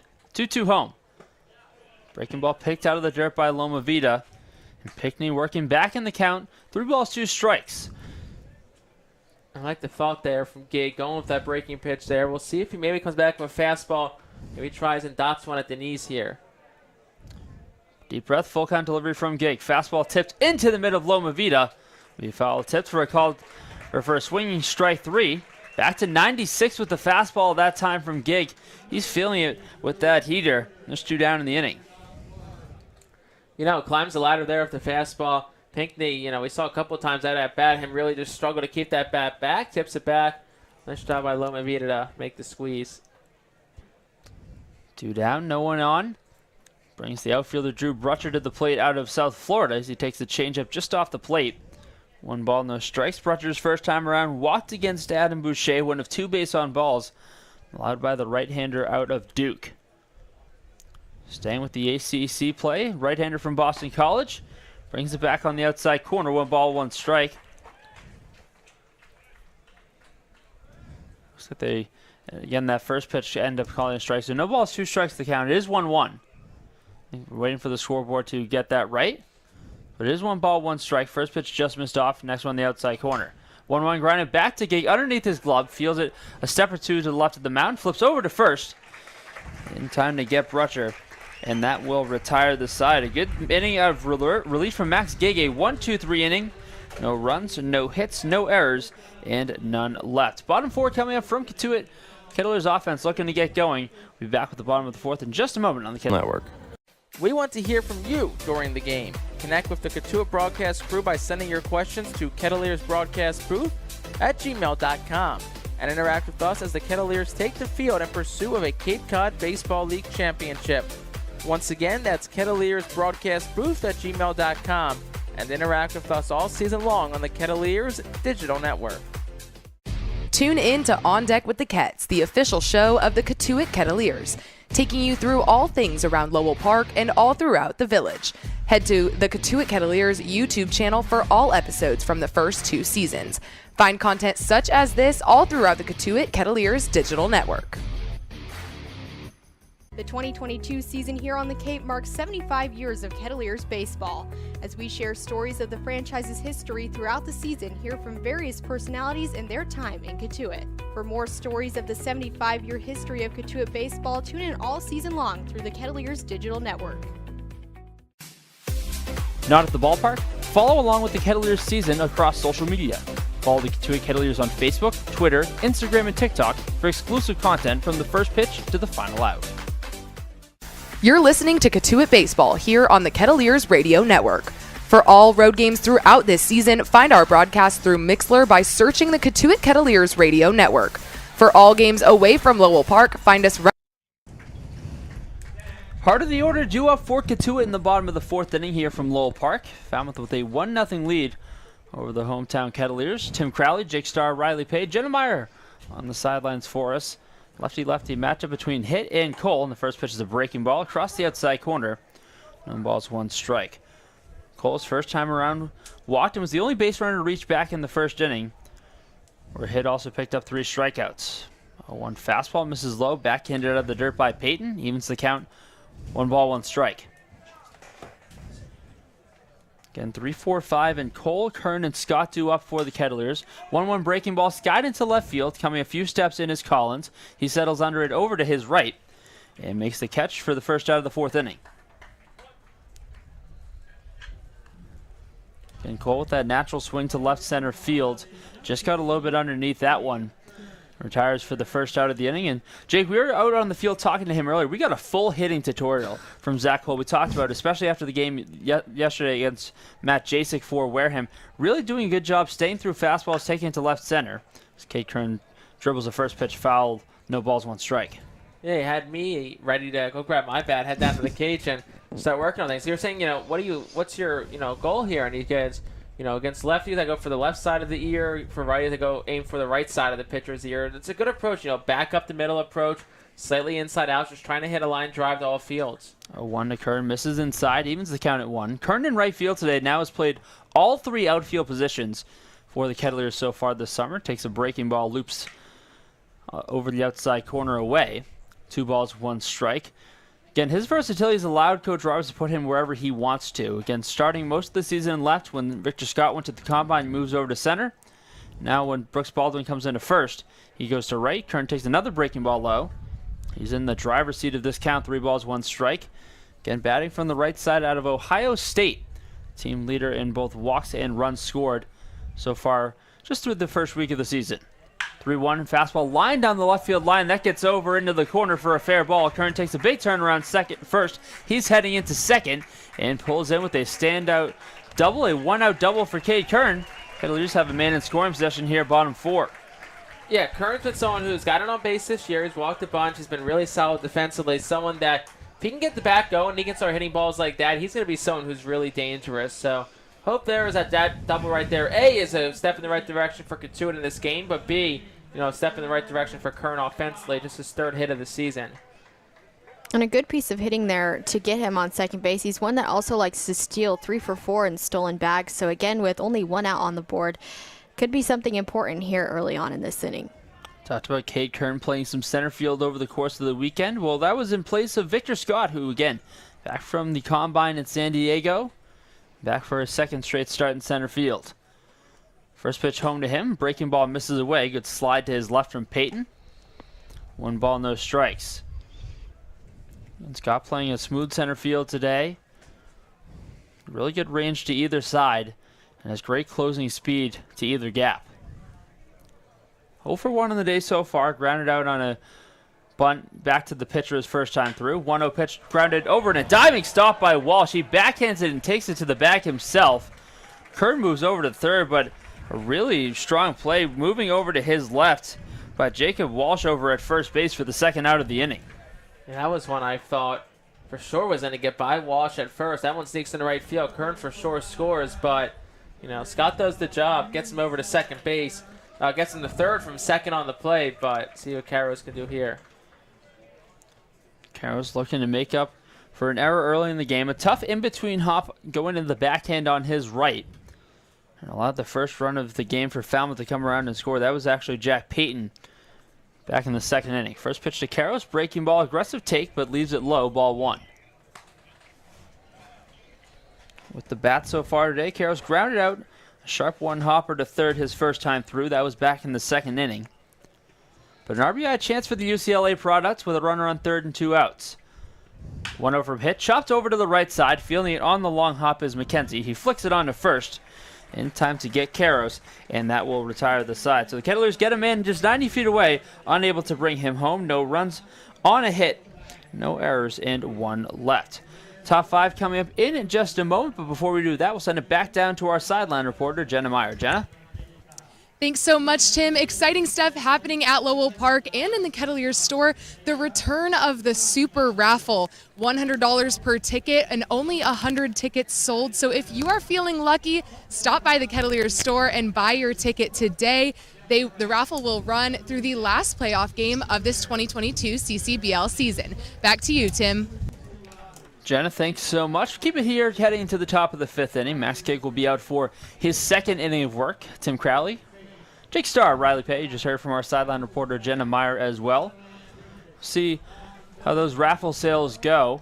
You've had a decent amount of 50-50 tickets sold the last couple of days, but again, that Super Raffle always one that Kettleers fans always seem to get a little extra amped up about around this time of the summer. But clean inning from Max Gake his first time through. Went 1, 2, 3 through the 6, 7, 8 spots. And this time he'll get McKenzie and then back up top with Mooney and Halter against the Commodores this inning. And Jake, we talked a lot about the relationship with Max and his dad, who's been, again, 2 staples in this community the last couple of years. His dad joined us on Father's Day, talked about how special it was to see Max pitching in an area that he grew up in, again, that being Todd Gig, Max's father.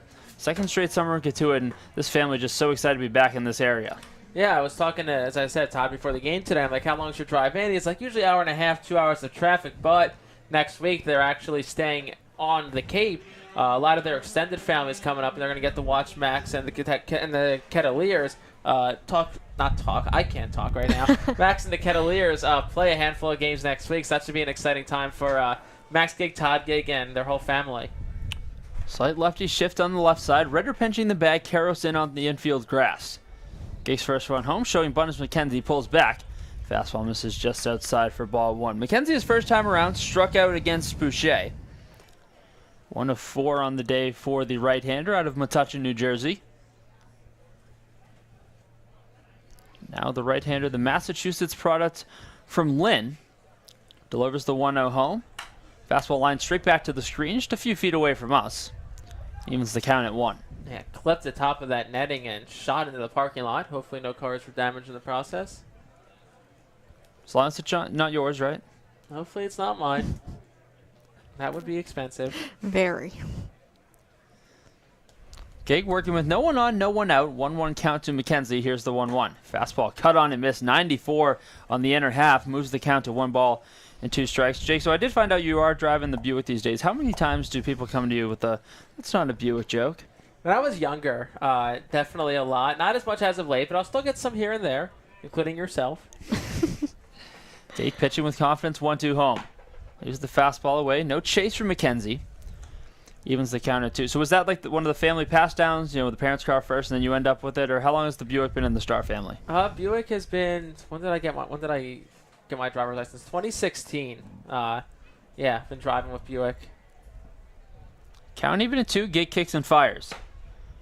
Slider just misses above the letters. McKenzie runs the count full 3-2. Got the 9-hole hitter here. I'd really love to get that first out. McKenzie struck out his first time up against Boucher. See if Gay can come back here if a pitch to challenge him. 3-2 to the leadoff man. Fastball spoiled foul down the left field line. McKenzie trying to kickstart this inning before the lineup card turns back to the top with Alex Mooney standing on deck. Kettleers took the first matchup of the season series. Second game of the season, that was at Go Fuller Field back on Monday the 13th. Gate comes to a set at the belt. Here's another 3-2. Fastball blooped into shallow center field. Scott coming on. He settles underneath it and a little jump in his step. Makes the catch with a little extra pizzazz for the first out of the 5th inning. That was great. That was very athletic. Just a skip. Caught it midair. I wonder if Scott thought off the bat it was going to be one that he had to like dive for, or maybe he started to like leave his feet, and maybe that was to kind of like settle him down. I don't know, just hypothesizing. Nonetheless, a graceful gallop from the Cotuit center fielder. That's what it was. I have to ask him about that. Lineup card back up top for the 3rd time today. It's Alex Mooney. 0 for 2 so far. Struck out swinging in the first. Grounded up to short in the second. First pitch swinging. Skies one into left center field. Moving over to his left is Zach Cole. Now it's Scott coming over. And Scott makes the catch with Cole looking on. Cole stands there for a moment saying, "You might have stolen it from me," but nonetheless, another put out for Max Gig. He's retired the first 5 batters he's faced. Now 2 down in the 5th inning. He's just on fire out there in the outfield. He's like, why don't I get another one? He's got a little pep in his step right now, too, Victor Scott's got. I mean, here's Zach Cole. I mean, hurt your fielding percentage a little bit there. But, hey, team player, get the out, get one more and you're out of the frame, and get the bats back to the plate. I mean, if all else fails, there's 2 right there. One of them can make the catch. 2 down, no one on. Colby Halter back up his 3rd time through. Takes a fastball just off the outside corner.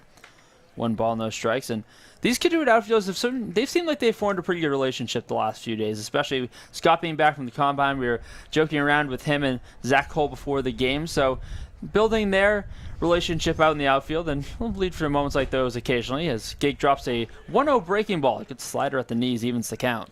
We're also talking another outfielder, Josh Pearson out of LSU today. Super nice kid.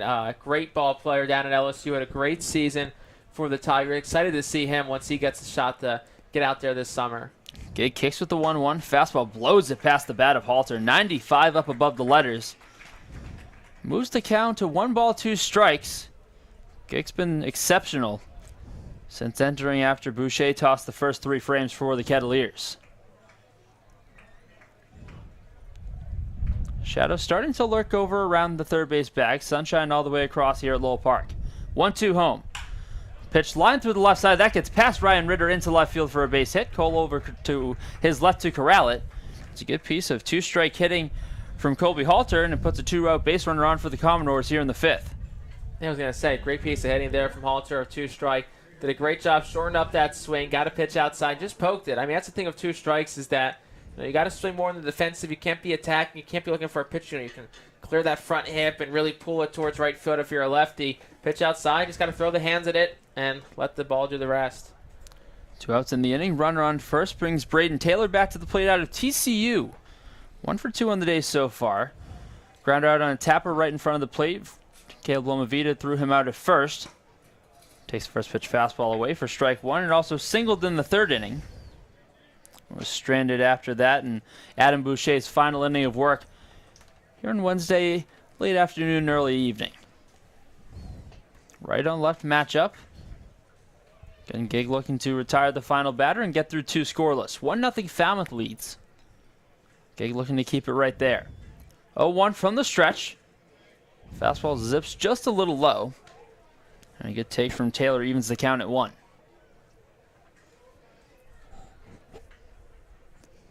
Taylor hitting .211 on the season. Also slugging .526, so making his hits count. OPS up at .859.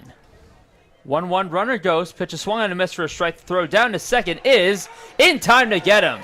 Caleb Lomavita catches a runner stealing. It's completed with a good tag from Ryan Ritter. Ends the 5th inning right there. So no runs on a hit, no errors, and none left after Caleb Lomavita throws out another runner on the base pass. Halfway through this one, Falmouth leads 1-0. Kettleers bats back to work on the other side of the break here on the Kettleers. Right here on the Kettleers Radio Network. This is Tyler Bosma, pitcher from the University of Kentucky, and you're listening to Cotuit Kettleers Digital Network. We want to hear from you during the game. Connect with the Cotuit broadcast crew by sending your questions to kettleersbroadcastbooth@gmail.com and interact with us as the Kettleers take the field in pursuit of a Cape Cod Baseball League championship. Once again, that's kettleersbroadcastbooth@gmail.com and interact with us all season long on the Kettleers Digital Network. Tune in to On Deck with the Kets, the official show of the Cotuit Kettleers, taking you through all things around Lowell Park and all throughout the village. Head to the Cotuit Kettleers YouTube channel for all episodes from the first 2 seasons. Find content such as this all throughout the Cotuit Kettleers Digital Network. The 2022 season here on the Cape marks 75 years of Kettleers baseball. As we share stories of the franchise's history throughout the season, hear from various personalities and their time in Cotuit. For more stories of the 75-year history of Cotuit baseball, tune in all season long through the Kettleers Digital Network. Not at the ballpark? Follow along with the Kettleers season across social media. Follow the Cotuit Kettleers on Facebook, Twitter, Instagram, and TikTok for exclusive content from the first pitch to the final out. You're listening to Cotuit Baseball here on the Kettleers Radio Network. For all road games throughout this season, find our broadcast through Mixlr by searching the Cotuit Kettleers Radio Network. For all games away, Ryan Ritter back to the plate, 7-8-9 this inning for the Kettleers. Bats looking to get to work here in the bottom of the 5th inning after what's been 4 brilliant innings by Grayson Hitt so far, the left-hander out of Alabama. Soft tossing lefty, fooling the hitters so far as Ritter fouls the first one back in the box. No balls, 1 strike. As Jake alluded to, after his last at-bat against Wareham a night ago ended in a long home run, gets himself another hit just a little bit shorter as he legs out an infield hit to the left side. As he swings to a breaking ball. Big looper from Hitt, just 70 miles an hour, heading the count 0-2.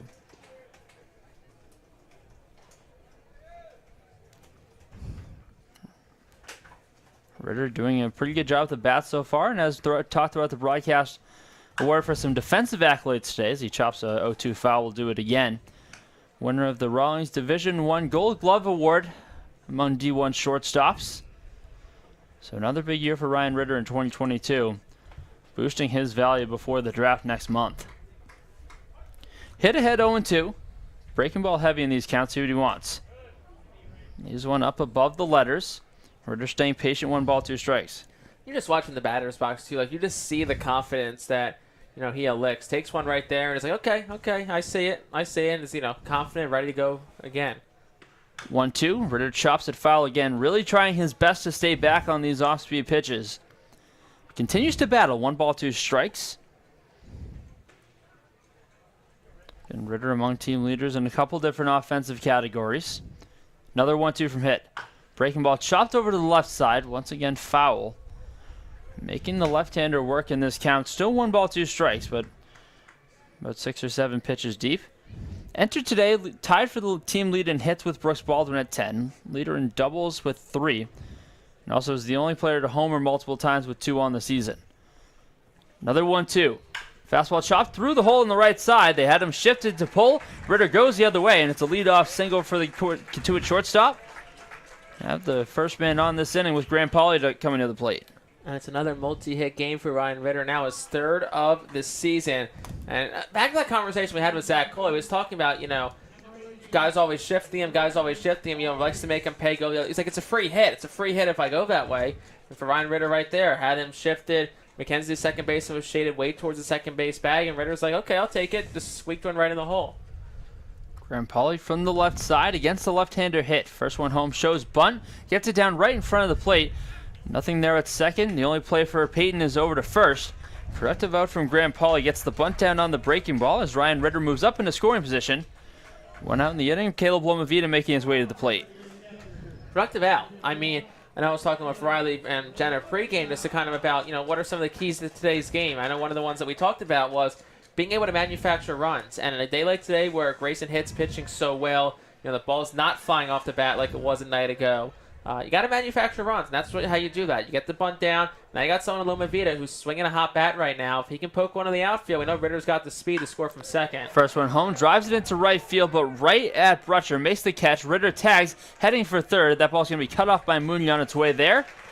And productive out for Lomavita, once again slapping to the opposite field. He's retired for the second out of the inning, but not before Ritter moves into scoring position and further into scoring position from second to third. A big at-bat here for Brooks Baldwin. 0 for 2 on the day with 2 strikeouts. Be a great chance to break out of this mini 2-game funk.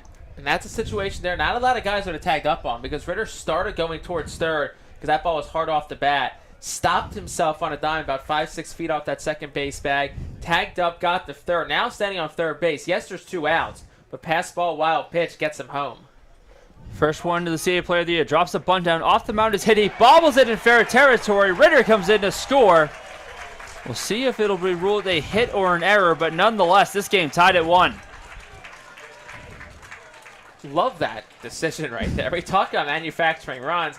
That's how you do it. Not expecting it. If he fields it cleanly, it's a tough play. Momentum taking him away from that first base bag, and I think in the back of Hit's mind, he thought that. He thought, okay, if I feel this, I'm going to have to set my feet, or I'm going to have to throw it on the run, and he kind of rushed picking it up. We're going to get a mound visit here, presumably to calm Hit down. But it's one of those things like you just force defenders to make plays, and you put them in situations. They're going to call it an error on the pitcher for what it's worth. First error of the day for Falmouth, but they put pressure on Hit. Put pressure on Hit to field his position a lot this inning, and that time he cracked. So pays off for Cotuit. They tied this game up, and as Riley said, manufactured a run.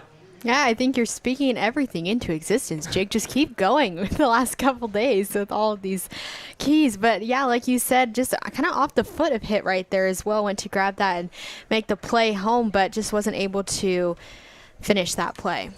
So after 4 2/3 of now just 1-run ball, Falmouth makes a move to the bullpen for a right-hander.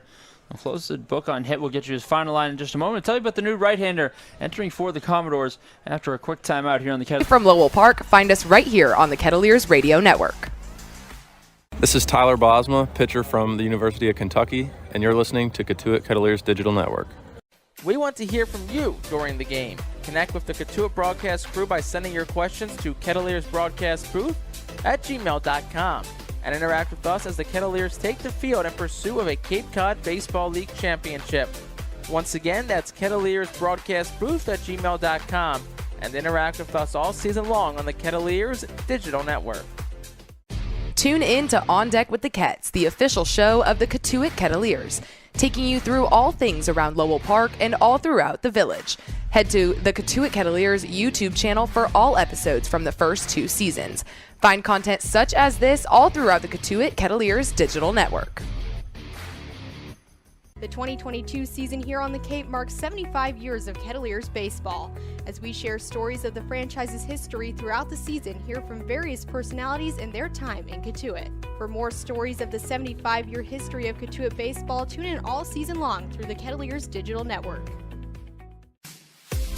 Not at the ballpark? Follow along with the Kettleers season across social media. Follow the Cotuit Kettleers on Facebook, Twitter, Instagram, and TikTok for exclusive content from the first pitch to the final out. You're listening to Cotuit Baseball here on the Kettleers Radio Network. For all road games throughout this season, find our broadcast through Mixlr by searching the Cotuit Kettleers Radio Network. For all games away from Lowell Park, find us right here on the Kettleers Radio Network. This is Tyler Bosma, pitcher from the University of Kentucky, and you're listening to Cotuit Kettleers Digital Network. All knotted up at 1 from Lowell Park. 2 outs in the bottom of the 5th inning. After 4 2/3 from Grayson Hitt, it'll be a right-hander out of the bullpen for Falmouth. It'll be Ryan Slater out of Florida for the Gators in the spring. 6-4 with a 5.34 ERA in 26 appearances. Also had 6 saves at the back end of that Florida bullpen in 57 1/3 innings. Struck out 48, walked just 25. Be his second appearance in a Commodores uniform. 2 innings in his first time through. Allowed just 2 hits and a run. Struck out 2 and walked 1. Well, he inherits a runner on first. That's Brooks Baldwin after reaching on the E1, but brings a run home on a squeeze with 2 outs. That allows Ryan Ritter to come around and score not this game at 1. We get Carter Trice first time through, who takes a fastball down and away for strike 1. Trice on the day so far, struck out looking in the first inning, flew out to center to end the 3rd. Baldwin leads off first with 2 down. Takes a little extended lead. Swung on and missed the breaking ball. Trice couldn't corral it, but then getting over to second is Baldwin as that one gets past Peyton. So Trice falls behind 0-2, but Baldwin advances into scoring position on the wild pitch. Yeah, no, now you got a runner in scoring position here. So if you're Trice, it's got to be thinking here, line drive back through the middle, 2-strike approach. You know, check on the bat a smidge, shorten up the swing, just poke it somewhere. Pitcher's trying to pound Trice away as of late. He's looked really good on anything middle in. Looking to protect with 2 strikes and just put something in play. Slater with a deep breath from the stretch. Baldwin goes. Breaking ball misses down and away. No throw into 3rd. It's another stolen base for Brooks Baldwin. He extends his team lead with his 8th stolen base of the year. And now sits just 90 feet away as the go-ahead run. 1 ball, 2 strikes. The count to Carter Trice. Slater trying to end the inning here. 1-2. Breaking ball skied foul over the first base dugout. That gets into the trees adjacent to the first base stands. We'll do the 1-2 again.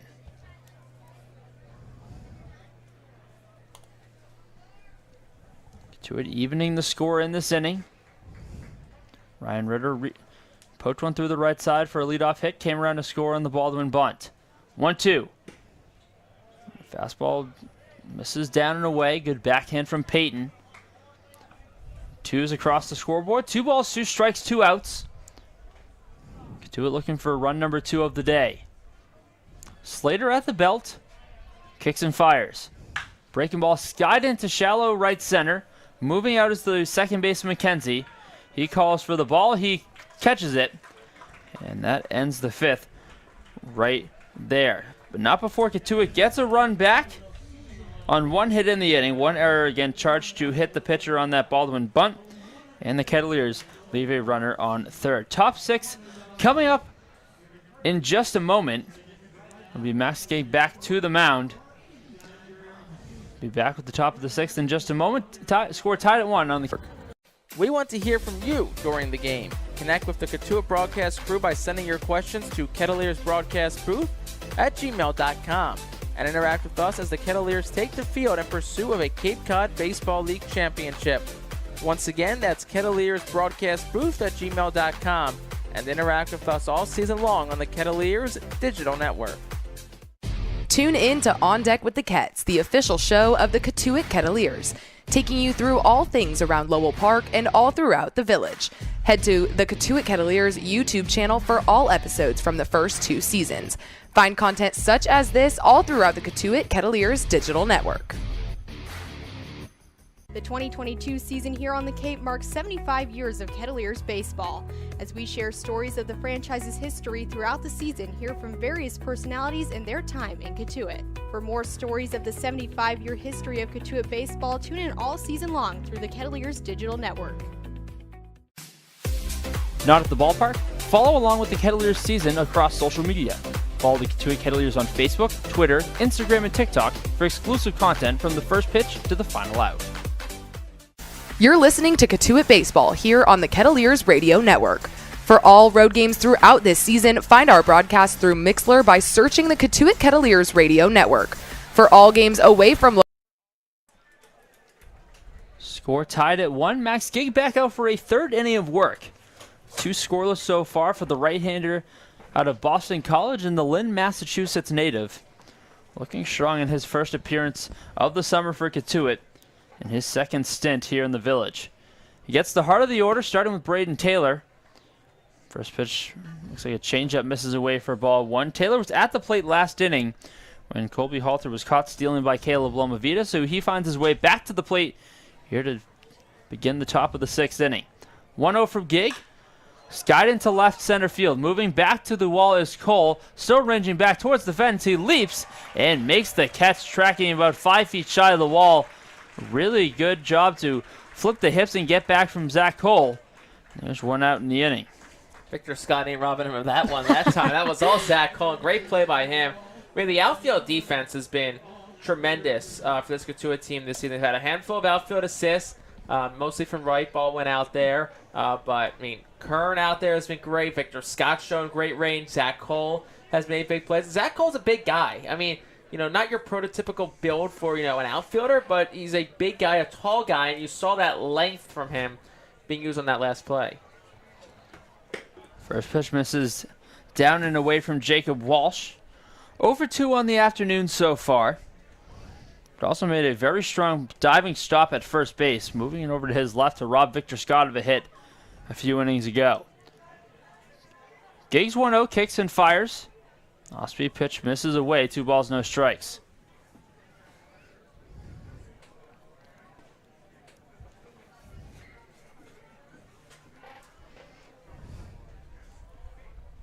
Gig 2 1/3 of scoreless relief so far.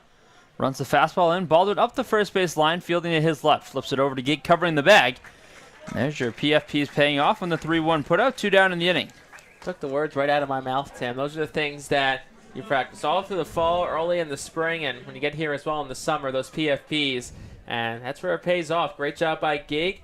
Quick hop step off the mound, gets to the bag quickly, and gives Baldwin a nice target to send a feed to. Gig with a smile on his face. He's looked more than good in his first stint of the summer. So he drops the first pitch breaking ball in for a called strike. Fell out of the glove of Lomavita, but a called strike nonetheless against Jack Payton. Catcher on the day, 1 for 2. Came around and scored the only run. That was all the way back in the 2nd inning after a leadoff single. Gig shrugs the shoulders. Kicks with the 0-1. Drills that fastball in the outside corner. He's ahead 0-2.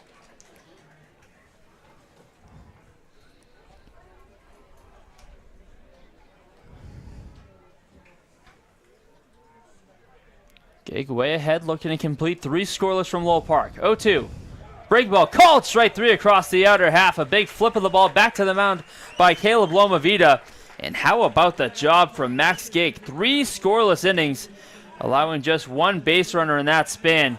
He's been brilliant in his first appearance of the summer. Bottom 6 coming up on the other side of the break. 1-1 the score here on the Lowell Park. Find us right here on the Kettleers Radio Network.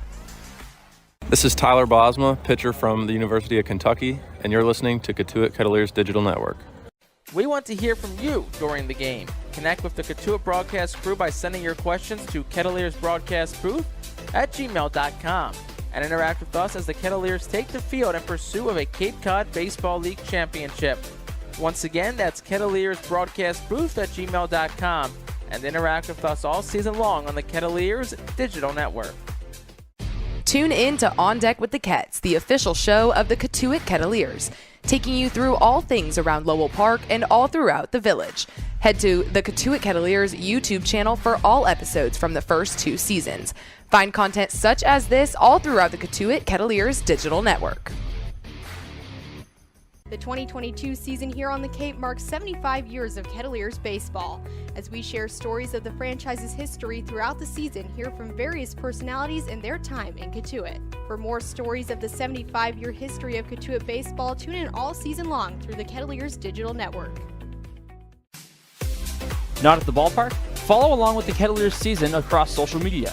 Follow the Cotuit Kettleers on Facebook, Twitter, Instagram, and TikTok for exclusive content from the first pitch to the final out. You're listening to Cotuit Baseball here on the Kettleers Radio Network. For all road games throughout this season, find our broadcast through Mixlr by searching the Cotuit Kettleers Radio Network. For all games away from Lowell Park, find us right here on the Kettleers Radio Network. This is Tyler Bosma, pitcher from the University of Kentucky, and you're listening to Cotuit Kettleers Digital. Slater back to work out of the bullpen. Got the final out of the 5th inning to keep the score tied. Now he gets the heart of the Cotuit order as he blows a first pitch fastball past the bat of Zach Cole. No balls, 1 strike. Tim Crowley, Jake Starr, Riley Page, Anna Meyer on the sidelines. We'll hear from her after this half inning. Cole back from the left side. 0-1. Still at 90, but looked like Slater turned that one over. Nonetheless, Cole behind 0-2, looking to post something off the middle. We talked to him earlier in that full-blown hitting tutorial that Jake and I got earlier today. Just really trying to stay middle with everything he does. He leaves an 0-2 fastball off the plate, 1 ball, 2 strikes. Yeah, right now working against a righty for Zach Cole. Thought process here, hey, it's 0-2, so trying to shorten up. But the right ear, so to our left of the pitcher, that's where he's aiming for. 1-2. This time a called strike 3. Slater runs 92 on the outside corner. It sends Zach Cole back to the dugout. First strikeout for Slater. And there's 1 down in the 6th inning. Briggs Kate Kern to the plate from the right side. Getting the Ohio State product. Played some left, played some center. Starts today in right. First one home from Slater. Jams him on a fastball fouled back. No balls, 1 strike. Did you see the story today that Ohio State's going to try to file a trademark to get the Ohio State printed on some merch? I did out see in Columbus? That. 0-1 to Kern on its way from Slater. Lines the pitch up, and a beautiful catch by Mooney on the sinking liner. The Falmouth shortstop got up to get that one. And this time topspin does not prove to be Cade Kern's friend. And a big catch from Mooney for the 2nd out of the inning with a little extra exclamation point. Da-da-da, da-da-da. There you go. Great job there by Mooney at shortstop. Full extension.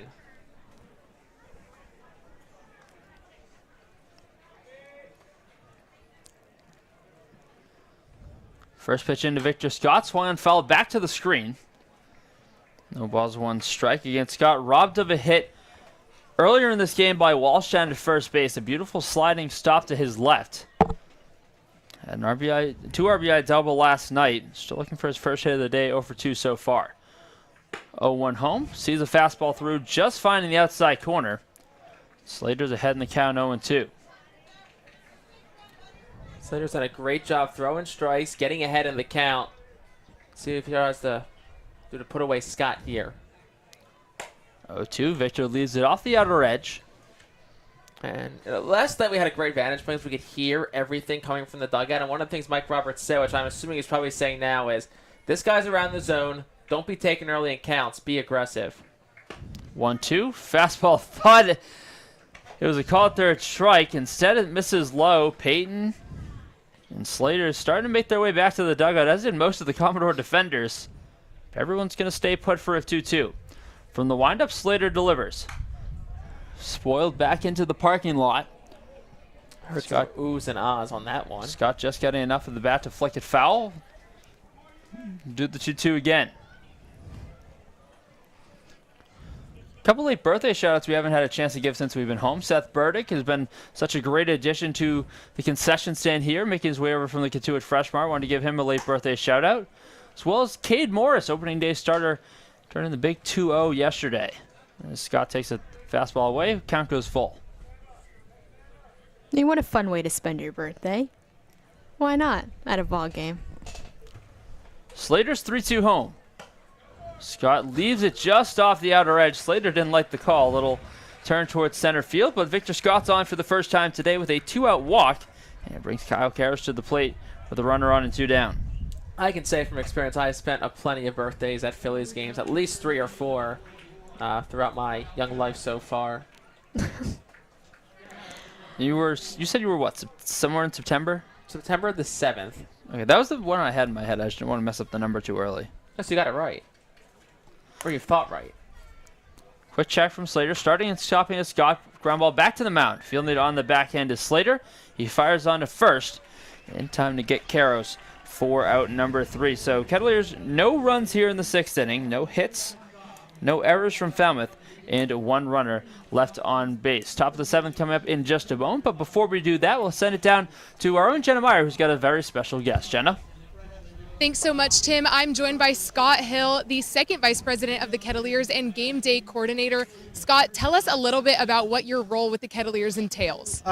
Pretty much involved with the inner workings of the whole organization. For 9 months, we work hard, but the best part of this whole process is being out here during the 3 months of the season. And a lot of involvement with every game day here at Lowell Park. What is your favorite aspect? I think the interaction with the crowd as they're coming in, and the interaction with the game day interns and the rest of the media crew, and just watching everybody have a lot of fun. Awesome. Thank you so much for all your hard work. Scott, back to you, Tim. Jenna, thanks so much. Again, down with Scott Hill. It's just one of many faces around this organization that just do such an amazing job each and every day around Lowell Park. Both him and his wife, Trish, heavily involved in the Kettleers organization.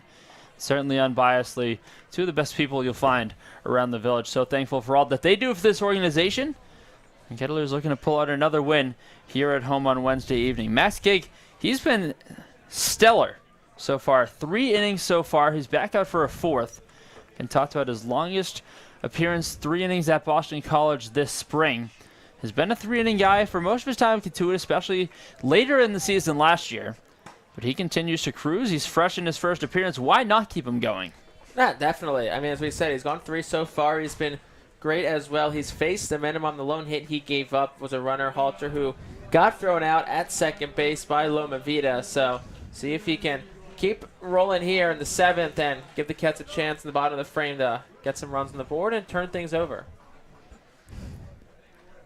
We're going to continue to roll through this Falmouth order. Be Collins, Pinckney, and Brutcher, same group that he saw back his first time around the 4th inning. First pitch popped foul on the third base side. Karros gives it a look, but that gets over into the trees. No balls, 1 strike, the count.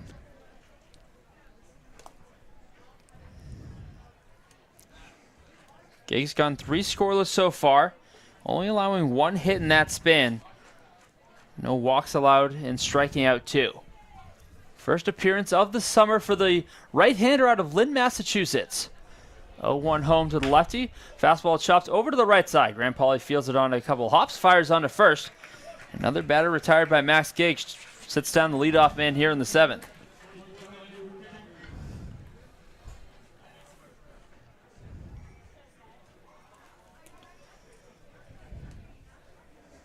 One out, no one on in the inning. Brings center fielder Andrew Pinckney back to the plate out of Alabama.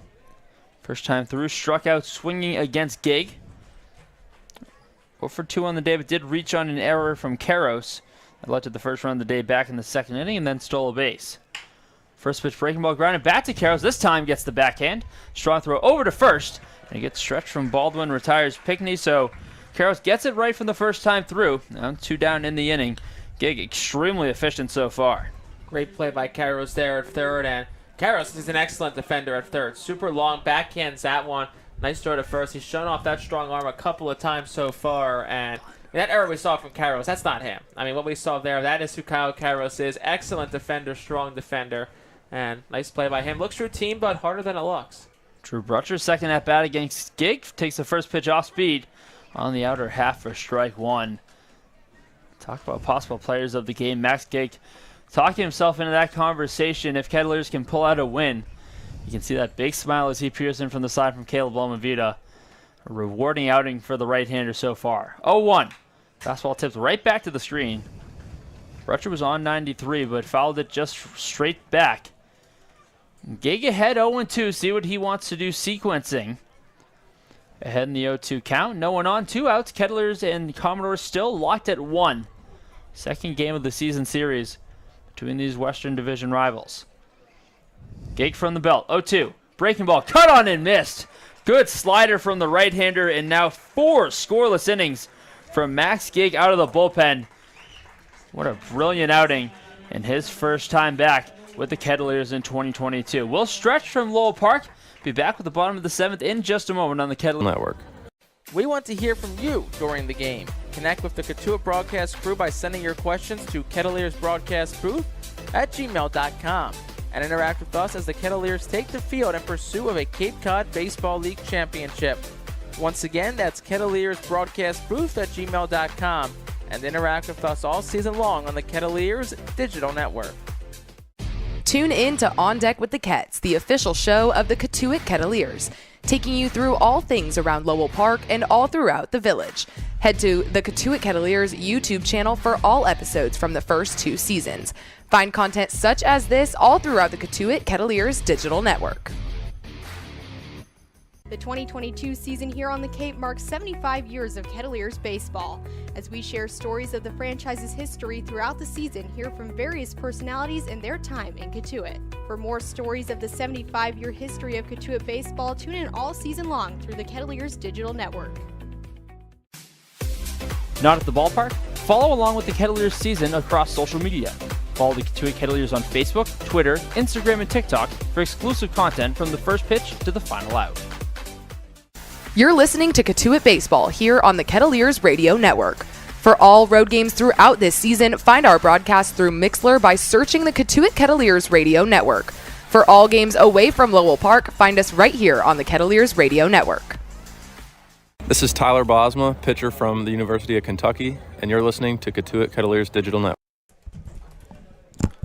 Bottom of the 7th inning, fresh off a take me out to the ball game, and it's the bottom 3 of the order for the Kettleers. Ryan Ritter beginning things in the bottom half, takes the first pitch ball from Ryan Slater. 1 ball, no strikes. Ritter, Pauly, and Loma Vida do up bottom 7 from Lowell Park. Ritter grounds the 1-0 down to third. A long throw across the diamond is in time. Good throw from Taylor all the way across. And a good stretch from Walsh at the other end, leaning into foul territory. It's in time to get Ritter. First time the Cotuit shortstop's been retired on the afternoon. There's 1 down in the 7th. Yeah, no, great play by Taylor there at third, and a great play by Walsh at first. First baseman, switches feet on the bag, adjusts to the outside part of the bag, and makes the play. Be a pinch hitter for Graham Pauly, and it'll be the Kettleers' leading hitter on the year in Chandler Simpson. Another big night for him in his first night back from the combine last night against Wareham. He takes the first pitch fastball down and away for ball 1. Simpson, we can also probably presume, will go into second base for Pauly as well. Should be a clean substitution. First pitch lined and a diving catch by Taylor. Simpson trying to poke one the other way, but a hot start at the hot corner this inning for Taylor.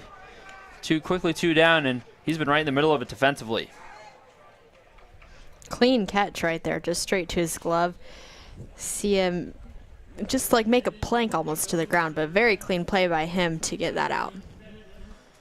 Be another pinch hitter. Simpson first. Now will be Justin Mickness pinch hitting for Caleb Lomavita. He takes the first pitch for strike 1. We just talked about it in the break, Jake. You said that he is also your roommate. Might have to catch a bullpen for you at some point. Mickness bloops one down the right field line. That one stays foul.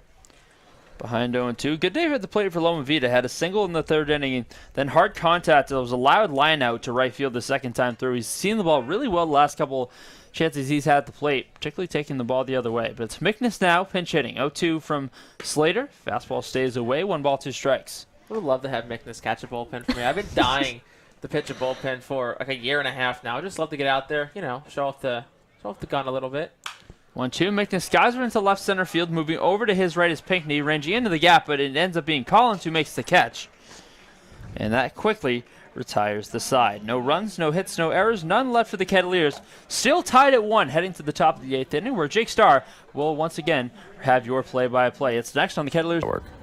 We want to hear from you during the game. Connect with the Cotuit broadcast crew by sending your questions to kettleersbroadcastbooth@gmail.com and interact with us as the Kettleers take the field in pursuit of a Cape Cod Baseball League championship. Once again, that's kettleersbroadcastbooth@gmail.com and interact with us all season long on the Kettleers digital network. Tune in to On Deck with the Kets, the official show of the Cotuit Kettleers, taking you through all things around Lowell Park and all throughout the village. Head to the Cotuit Kettleers YouTube channel for all episodes from the first 2 seasons. Find content such as this all throughout the Cotuit Kettleers digital network. The 2022 season here on the Cape marks 75 years of Kettleers baseball. As we share stories of the franchise's history throughout the season, hear from various personalities and their time in Cotuit. For more stories of the 75-year history of Cotuit baseball, tune in all season long through the Kettleers digital network. Not at the ballpark? Follow along with the Kettleers season across social media. Follow the Cotuit Kettleers on Facebook, Twitter, Instagram, and TikTok for exclusive content from the first pitch to the final out. You're listening to Cotuit Baseball here on the Kettleers Radio Network. For all road games throughout this season, find our broadcast through Mixlr by searching the Cotuit Kettleers Radio Network. For all games away from Lowell Park, find us right here on the Kettleers Radio Network. This is Tyler Bosma, pitcher from the University of Kentucky, and you're listening to Cotuit Kettleers Digital Network. Top of the 8th inning, a 1-1 ball game here between Cotuit and Falmouth. Jake Starr, Riley Pay, Tim Crowley, and Jenna Meyer, our sideline reporter, joining you on the call here from Lowell Park. A couple changes for the Cats in the inning. We'll start on the mound. It's Chris Stewart making his first appearance in a Cotuit uniform. Just finished his freshman season at San Jacinto College. Stewart, a native of Amsterdam, the Netherlands. He's got a great story we'll get into throughout the inning and throughout the season as well. Just pitched in 12 innings a year ago with a 6 ERA. But he's on the mound now for Cotuit, and a couple changes in the field as well. Justin Mickness, who pinch hit for Caleb Lomavita last inning, is in behind the plate. The Kent State product, and Chandler Simpson, who pinch hit in the last frame for Graham Pauly, comes in, and he will play second base. So, new pitcher, handful of changes for the Cats here, Tim. Trying to just get its best bats in the lineup here, gunning for the win in the last 6 outs of the game. Yeah, as you mentioned, Mickness, Simpson both in after pinch hitting last inning, and day of debuts out of the bullpen. Max Gake, how fantastic was he? 4 innings to final line, just 1 hit, no runs allowed, no walks, and 3 punch-outs. Now Chris Stewart gets his first appearance on the left side as well. So leading off, we will have Anthony McKenzie, the second baseman, leading things off here. In the frame for Falmouth, once again, 1-1 the score here in the top of the 8th inning. As Cotuit looks for win number 9 straight on the season. Falmouth 3-6 on the season, looking to make up some early ground here in the standings of the Cats, 5.5 games back of Cotuit. So Justin Mickness, the catcher now. Chris Stewart is on the mound, the lefty, as we said, out of Amsterdam, the Netherlands. Lefty stands at 6 feet, 215 pounds. Kicks and deals his first pitch in a Cotuit uniforms upstairs for a ball 1-0. So we'll just go through the infield outfit once again with the changes. Mickness and Stewart the battery. Infield right to left, it's Baldwin, Simpson, Ritter, Caros. Outfield right to left, Kern, Scott, and Cole. Here's the 1-0. That one's inside. Out of the way of that one is McKenzie. 2 of the count from Chris Stewart. Stewart, who spent 3 seasons in the Dutch major leagues over in the Netherlands before coming to the United States for college ball. Here's the 2-0. That's in there for a called strike 2-1, where he just spent his last season at San Jacinto College. And now he's here on Cape Cod with the Cotuit Kettleers. Interesting path here to Cotuit for Chris Stewart. Definitely one of the more interesting ones we have seen so far. 2-1s fouled back to the right side. Counts 2-2. Again, just talking with our baseball ops department, Peter Flaherty, Will Thompson, they've been so high on this guy since he signed a contract. Again, regarded as one of the top JUCO pitchers in the country, and this has been a guy that Cotuit fans and really just a lot of people around the organization have been waiting to see.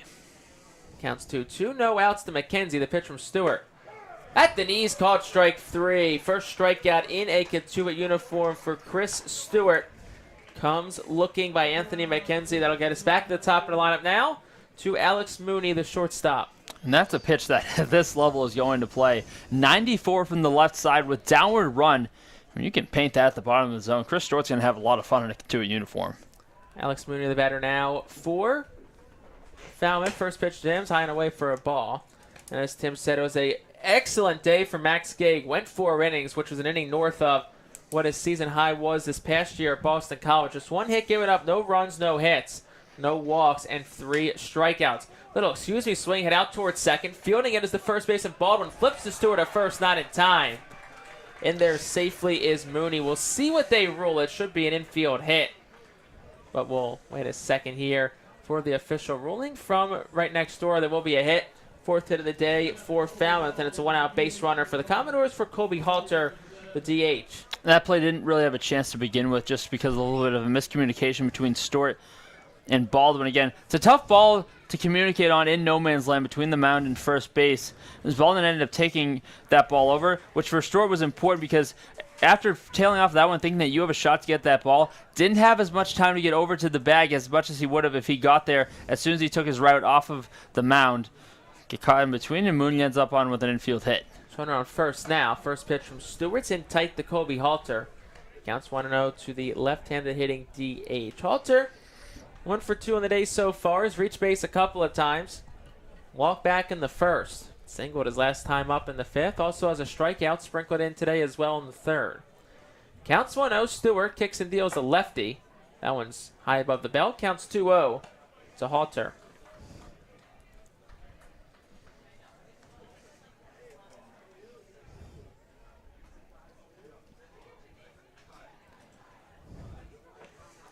Halter comes from the University of Florida, way of Jacksonville.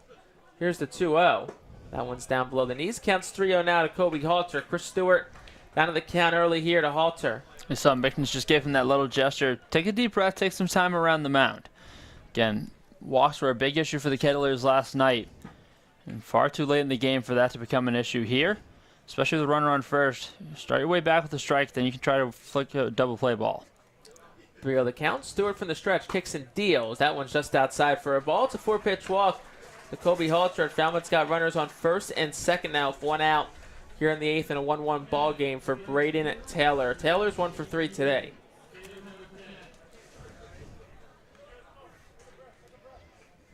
Taylor flew out the left his last time up.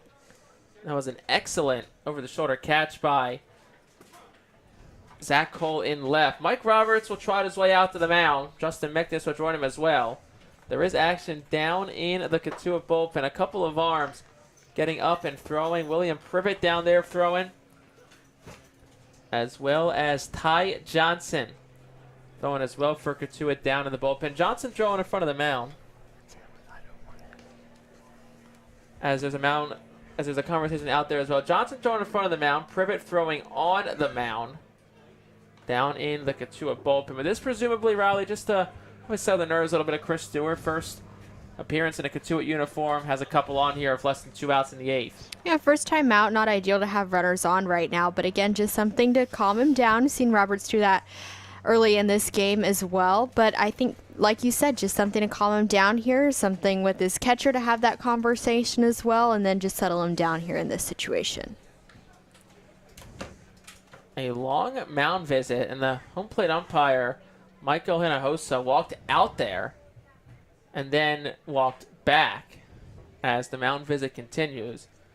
Like maybe we'll be getting a potential change here for Cotuit. There is an arm now coming in out of the bullpen, so looks like Chris Stewart's day is done here after going just 1/3 of an inning as that mound visit continues, but a new arm trots out of the bullpen for the Cats. So we'll have his number and his line on the other side of this break. 2 on, 1 out here in the 8th. Don't go anywhere. 1-1 ball game here in the Kettleers.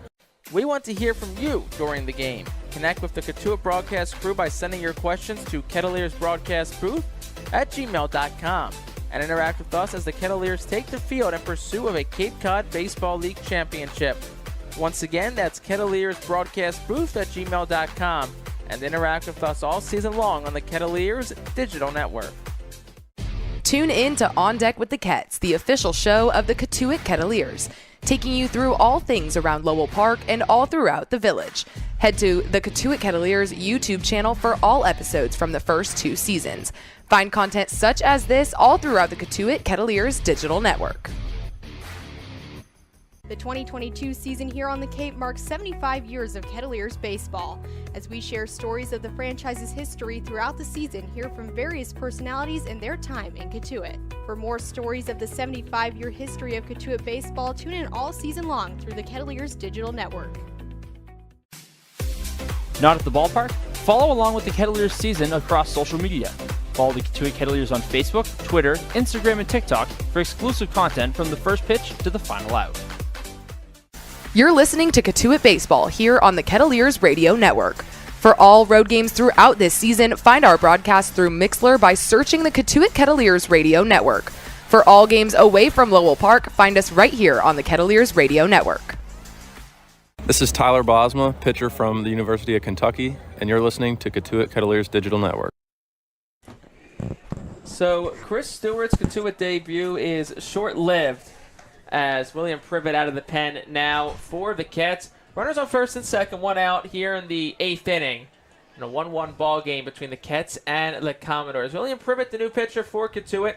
This is his 4th appearance. Last pitch Sunday against Brewster. Picked up a win in that game. 2-0 for 1.50 ERA, 1.17 whip in 6 innings pitched. 3 hits allowed, 1 run and was earned. 4 walks, 9 strikeouts. Opponents hitting just 142 out of William Privet. Tim, he's been the CAA guy of the College of Charleston. I know you like that, but nonetheless been a high-leverage guy out of the Cotuit bullpen, and he's been strong so far, a couple wins. And nothing fancy to him, right? Probably the highest fastball usage on the team. That straight four-seamer sits around 90-92. Really likes to use it up in the zone. It's been dominant, again, just old-school mindset. Keeping it simple with the four-seamer, but it's overpowered hitters so far, and his biggest thing is just throwing strikes. Is when he's not walking guys, he's been virtually untouchable. First battle her get is Braden Taylor. First pitch to him is outside for a ball. It looked like he didn't really finish that pitch. Counts 1-0 as that one missed arm side to Taylor. Taylor, who's 1 for 3 so far today for single, flew out the left his last time up. As we said before the break, it was the play Zach Cole made an excellent over-the-shoulder grab on. Privet checks back at the runner at second. Mooney. Here's the pitch. That's up above the belt for a ball. Counts 2-0. Privet's down on the count quickly to Taylor. And again, we talked about how much he loves that high fastball, but it's only effective when he can really get on top of it. Got to be able to keep it competitive right at the letters. He's missed the last 2 up. Set at the belt, checks back at second. Righty on lefty matchup, the pitch. That one gets the outer half for a called strike. 2 in the count now to Braden Taylor. That fastball up to 93, so feeling his velocity. He's been rested the last couple days. Again, working in one of his biggest spots of the season early on here for the Kettleers. Taylor, who was 0 for his last 11 before a 1-out single back in the 3rd. Looking for another clutch hit here for Falmouth. 2 on the count, 1 out top of the 8th. Privet kicks and deals. That one's fouled back to the left side, out of play. Counts now 2-2. Privet against Brewster on Sunday matched the season high with 40 pitches. 28 were for strikes. Was his most efficient outing of the season. Went 3 innings, gave up only 1 hit, no runs. Walked 1, set a season high with 4 strikeouts. Picked up the win. Back-to-back appearances for wins with William Privet. You know he'd like to make that a hat trick of wins tonight. 2-2 the count, 1 out. Here's the pitch. Checking his swing was Taylor. They'll peel towards third. And the third base umpire standing behind the pitcher's mound, Tom Ryberg, will say no swing. Counts full now to Braden Taylor. Gonna walk with load the bases. Still a chance for a double play ball at the middle. This is a huge pitch coming up. Privet's got to bear down and keep that fastball around the zone. Can't afford to leave one up above the letters. Taylor, the lefty, wiggles the bat above his left shoulder. Privet set at the belt. Peers back at the runner at second base. Here's the pitch. That one's driven in the air out towards right field. Kern going back, still going back. It's over his head and one hops the wall. Rounding third is Mooney, but on his horse is Halter. The throw is into second base. 1 run will score. It's Mooney. It's an RBI double for Braden Taylor, and Falmouth grabs the lead 2-1 here in the 8th. Kobe Halter gets the third on the play. He was on the horse of Mooney. He held up at third. But Mooney touches home, and it's an RBI double for Braden Taylor. His second hit today. He has broken out of his little slump incredibly, as he's 2 for 4 on the night so far. And he'll bring Jacob Walsh to the plate now. Cats down 2-1 here in the 8th. Still 1 out. And the infield now comes up for Cotuit towards the grass. Looking to cut off another run here. Runners on second and third, 1 out for the Commodores. Jacob Walsh, the first baseman, the batter now for Falmouth. First pitch to him, swing on and miss of an all-speed pitch, counts 0-1. Again, everyone's sitting fastball against Privet. Good opportunity to go off speed, gets the hitter out in front. Field in for the Kettleers. Really need to keep this at 1. It was Taylor's 5th RBI of the season so far, and one of the more clutch hitters on this Falmouth team. Here's the pitch. Gets the outside corner for a call. Strike 0-2. Privet quickly ahead on Walsh. 0-2-1 out, top of the 8th inning. Halter on third, Taylor on second. Gets down by 1, looking to keep it there if the infield up in the grass. Privet set at the belt. Here's the pitch. That one's down low. Mickness, an excellent job to block that one. There's a reason why Mickness was all MAC defensive team this past season. It's because of blocks like that. That's a huge stop because, again, that's not a normal ball that you're just sliding left or right and getting the glove down with the protector. He had to move back, almost stand up, because that one took a big hop about 3 feet in front of the plate. It's a huge play from Mickness for the time being. Here's the pitch. That one slapped in the air towards the left side. It'll be chased out of play by Caros, foul. Now we'll do it again, a 1-2, 1 out here. Walsh is 0 for 3 on the night so far. Last time up, grounded out to the first baseman, Brooks Baldwin. He's down to the count 1-2 against William Privet. Infield remains up, playing in the pool slightly. Here's the pitch. That one's on the ground towards Ritter. Ritter has it, throws home. Mickness on one hop, applies a tag. It's in time. That's a Gold Glove play from a Gold Glove shortstop, and a great play by an all-MAC defensive catcher and Justin Mickness to cut off the runner at home for out number 2. A big play at that. That'll back the infield up for Jack Payton. It's a 6-2 fielder's choice and just so much to love on either side of that play. Really good job of Ritter taking his time to look that one in, fires it home, and a really strong play by Mickness because, again, it's not just a play where you have bases loaded, you just have to keep your foot on the plate. Having to pick that one out of the dirt, then lay the tag down in one motion. It's a fantastic play by Mickness. And Ritter and Mickness doing a really good job to cut that runner down at the plate.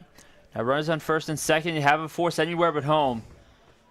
Righty-righty matchup. Privet's done a good job running that fastball in underneath the hands of right-handed hitters during the season. It's a big out to get and keep the deficit at 1 and turn this over to the bats in the bottom half of the inning. Halter was going on contact. So Jack Payton, the batter, now 2 outs here in the top of the 8th. Gets down by 1. Here's the pitch. Off-speed pitch dropped in there. A little bit up in the zone, according to the home plate umpire, Michael Hinojosa, and the count's 1-0. Payton on the day 1 for 3, had a single and a run scored back in the second, his first time through. Up in the count 1-0 against William Privet. Runners on first and second, 2 gone here in the 8th. Here's the pitch. Breaking pitch, similar spot in there for a called strike. Counts 1-1. There's that big occasional 12-6 curve. Doesn't use it a lot. And really a fastball first pitcher. But again, occasionally trying to break up speeds, change it up a little bit. It's got good movement as a show-me pitch. Big deep breath from Privet. Set at the belt, comes home to 1-1. There's a curveball that slides outside. Counts 2-1 now to Jack Payton. Payton making just his 3rd start of the season. It's 2 for 9 overall. Has driven in a run. Up in the count 2-1 against William Privet. Checks back at second. Here's the pitch. That one slapped foul to the right side. Counts 2-2 now with 2 outs. Privet looking to get an ender here.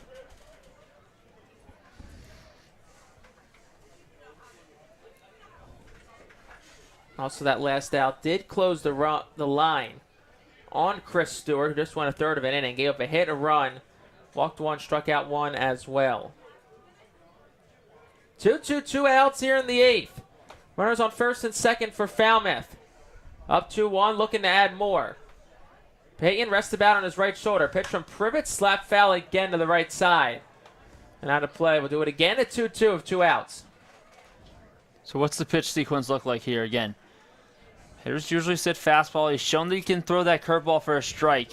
He's mixed it away from the right-hander. Trying to change speeds and change eye levels is huge for Privet in this count. Knowing how people sit on his fastball, there are times that he can rise it up, and even when they're sitting on it, still can't make contact. What him and Mickness decide could be a big impact on this game. Privet, the 2-2.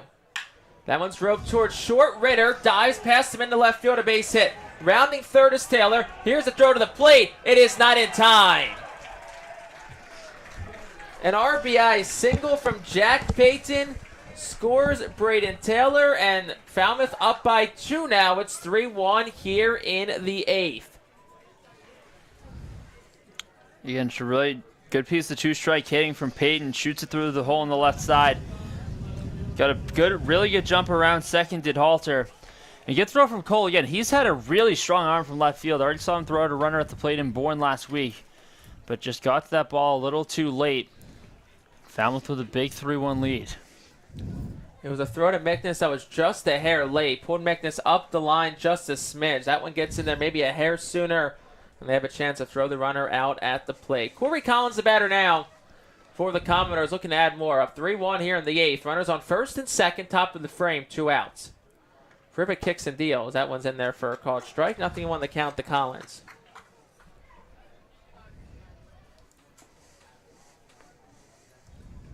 On a day where the Cats' bats have been fairly quiet, they're going to need them a bit in the final 2 innings here if they want to have a chance to come back and keep its perfect season alive thus far. 0-1 the count, 2 outs. Here's the pitch from Privet. Down low in the dirt. Mickness throws behind the runner at second. Not in time. A bit high for Ritter. As Walsh dives back in safely. Counts 1-1 now with 2 outs to Corey Collins.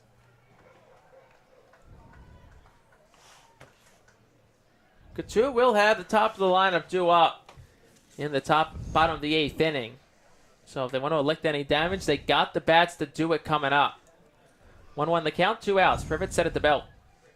Peers back at second. Here's the pitch. That one's fouled back off the cage. 1 pitch away. Now is Privet. Counts 1-2, 2 outs.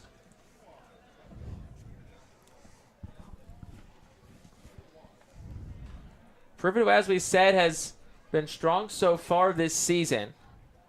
Just 2 earned runs allowed through 6 1/3 innings pitched on the young year so far. This is 4th appearance overall. Looking to get Corey Collins out and give the Cats bats a chance to hit in the home half of the 8th. 1-2, 2 outs. Here's the pitch. Swing and a miss. He struck him out. Went upstairs with a fastball. Gets Collins swinging, and that is how the side is retired. But 2 runs on 3 hits. There were no errors. A couple left on base for Falmouth. 4 through 7.5. Went to the bottom of the 8th. Commodores up 3-1 here on the Kettleers. We want to hear from you during the game. Connect with the Cotuit broadcast crew by sending your questions to kettleersbroadcastbooth@gmail.com and interact with us as the Kettleers take the field in pursuit of a Cape Cod Baseball League championship. Once again, that's kettleersbroadcastbooth@gmail.com and interact with us all season long on the Kettleers digital network. Tune in to On Deck with the Cats, the official show of the Cotuit Kettleers, taking you through all things around Lowell Park and all throughout the village. Head to the Cotuit Kettleers YouTube channel for all episodes from the first 2 seasons. Find content such as this all throughout the Cotuit Kettleers digital network. The 2022 season here on the Cape marks 75 years of Kettleers baseball. As we share stories of the franchise's history throughout the season, hear from various personalities and their time in Cotuit. For more stories of the 75-year history of Cotuit baseball, tune in all season long through the Kettleers digital network. Not at the ballpark? Follow along with the Kettleers season across social media. Follow the Cotuit Kettleers on Facebook, Twitter, Instagram, and TikTok for exclusive content from the first pitch to the final out. You're listening to Cotuit Baseball here on the Kettleers Radio Network. For all road games throughout this season, find our broadcast through Mixlr by searching the Cotuit Kettleers Radio Network. For all games away from Lowell Park, find us right here on the Kettleers Radio Network. This is Tyler Bosma, pitcher from the University of Kentucky, and you're listening to Cotuit Kettleers Digital Network. So Cotuit with some work to do here in the bottom of the 8th inning, down 3-1 after Falmouth put up a pair of runs in the top half of the frame. And it's also a new arm on the mound for the Commodores. It's the hometown kid, Joey Ryan from Boston College, hails from East Falmouth, Massachusetts. Stands at 6'4", 212 pounds, making his 3rd appearance of the season. 0-0 with a 0 ERA. Does have a save. 2 2/3 innings pitched, 5 strikeouts, no walks, 2 hits, and Tim, a high leverage late inning reliever for Falmouth. The Cats bats are going to have to get to here quickly if they want to come back in this game. Well, again, bright side for the Kettleers have the top of the order coming up in Baldwin, Trice, and Cole. So chances to be had. This has been a team over the last 4 or 5 games that can really put up a crooked number quickly. But again, 6 outs to work with, 2-run deficit, needing 2 to tie, 3 to win. This will be a big offensive performance. Cotuit to stay unbeaten on the year and come back to win this game. Baldwin leads off the home half of the 8th. Ryan, the righty, works from the windup. First pitch to Brooks is lined back towards the middle. Pinckney goes back on it, has a beat in the left center field gap, makes the catch. For out number 1, Baldwin hits that one hard, but right to Pinckney. Now we're going to get a pinch hitter for Cotuit. Batting for the DH Carter Trice, it's Tyler Johnson out of Coastal Carolina. The 3rd pinch hitter we've seen tonight for Cotuit. So we said I've not seen a lot of pinch hitters so far this year, but that's just because the Cats have played so well. But manager Mike Roberts pulling all of his cards out of the deck late here. 1 out, first pitch is line foul. A couple of first pitch swings from Baldwin and Johnson respectively. Johnson, who appeared in the first game of the doubleheader against Brewster on Sunday, was 0 for 2 with a couple of strikeouts. That has been his only action in Cotuit so far. Looks like Joey Ryan, the pitcher, will ask for a new baseball. Michael Hinosa will flip one over to him. Johnson pinch hits for Carter Trice, who was 0 for 3 for strikeout today. 0-1 the count. Here's the pitch. Breaking pitch drops in there for a called strike. Counts 0-2 now to Tyler Johnson. Tyler Johnson finished his senior year at Coastal Carolina, where he hit .357, 19 home runs, 61 runs driven in. He can hit the ball a long way if he gets a hold of one. Here's the 0-2. That one bounces away from the catcher, Peyton. Counts 1-2 now. Again, Ryan pretty amped up again, pitching for his hometown team. Maybe reaching back for a little extra and leaving accuracy aside. Whips that fastball to the backstop and just trying to settle himself down and make a good pitch to Johnson. Johnson trying to find his way on when he can and bring the tying run to the plate. Down to the count, 1-2-1 out here, bottom of the 8th. Base is clear, 3-1 the score. Falmouth leads. Here's the pitch. Swing and a miss, struck him out. Johnson goes down on strikes. First strikeout from Joey Ryan here in the 8th.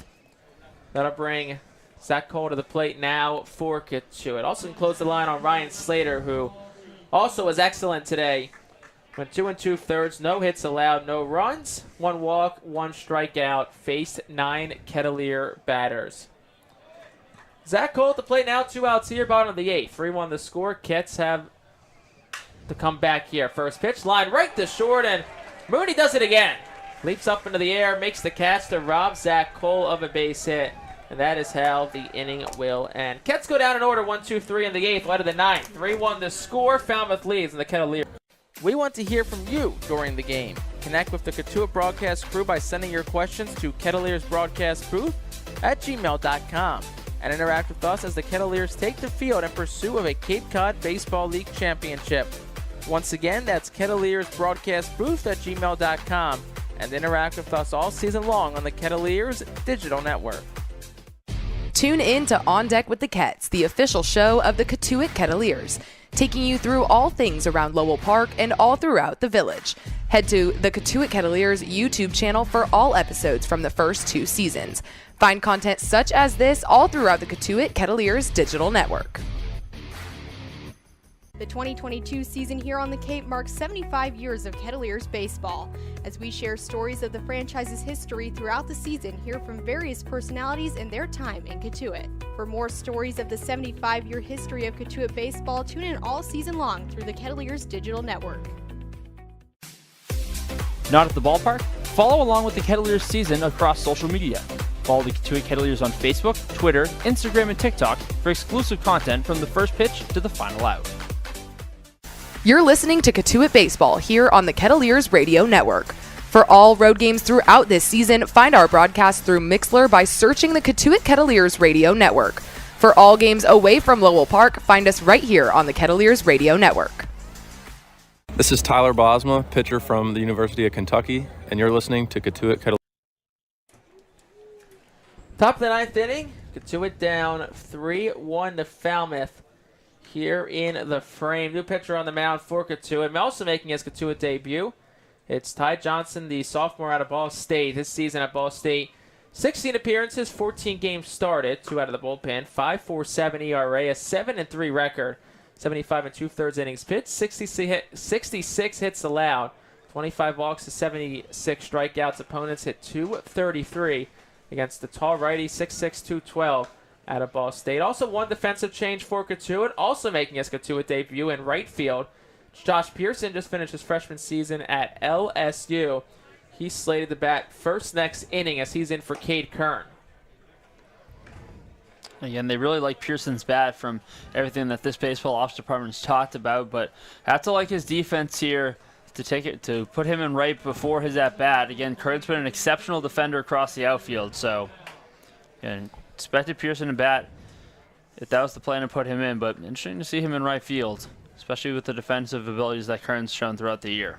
Definitely trying to get some bats in the lineup. Pearson, who hit just a tick under 300 at 299 this past season for LSU. He'll bat fourth leadoff next inning. First pitch from Johnson's in there for a called strike to Andrew Pinckney. Pinckney, who's 0 for 3 so far today, did reach in the second via an error by third baseman Kyle Karros. Quickly down to the count, 0-1 here. Time's called by Pinckney. Pinckney, who's the 7-hole hitter here in the lineup, out of Alabama. Right-handed batter settles in for a righty-on-righty matchup. Here's the pitch. That one's low and away for a ball. 1-1. Pinckney, who came in today with hits in 3 of his last 5. As we said, 0 for 3 on the day so far. 1-1 the count, no outs in the inning. Here's the pitch. That one. Frisbee's away, picked by Mickness. Counts 2-1 out of Pinckney.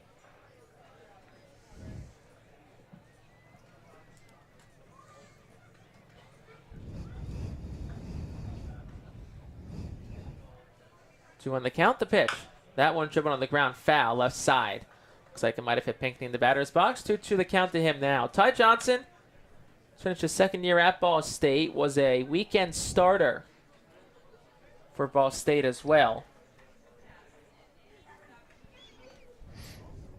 Has made 31 career appearances, 18 of them starts for Ball State. 2-2 the count, no outs here in the top of the ninth. Johnson kicks and deals.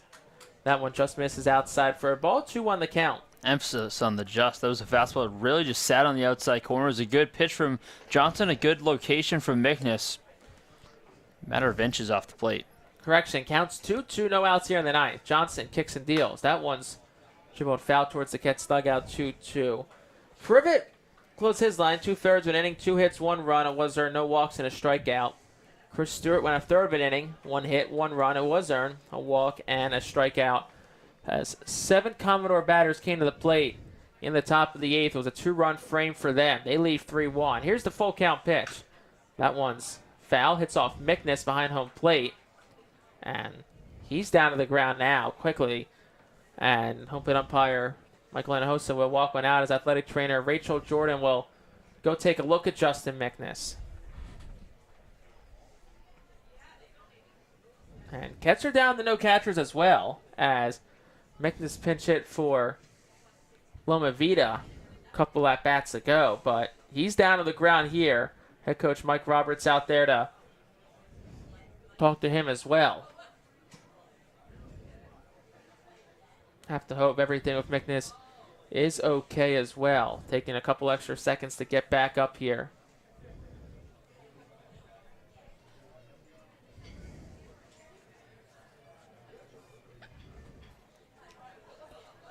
So, Mickness still down on the ground, talking to athletic trainer Rachel Jordan, manager for Cotuit Mike Roberts.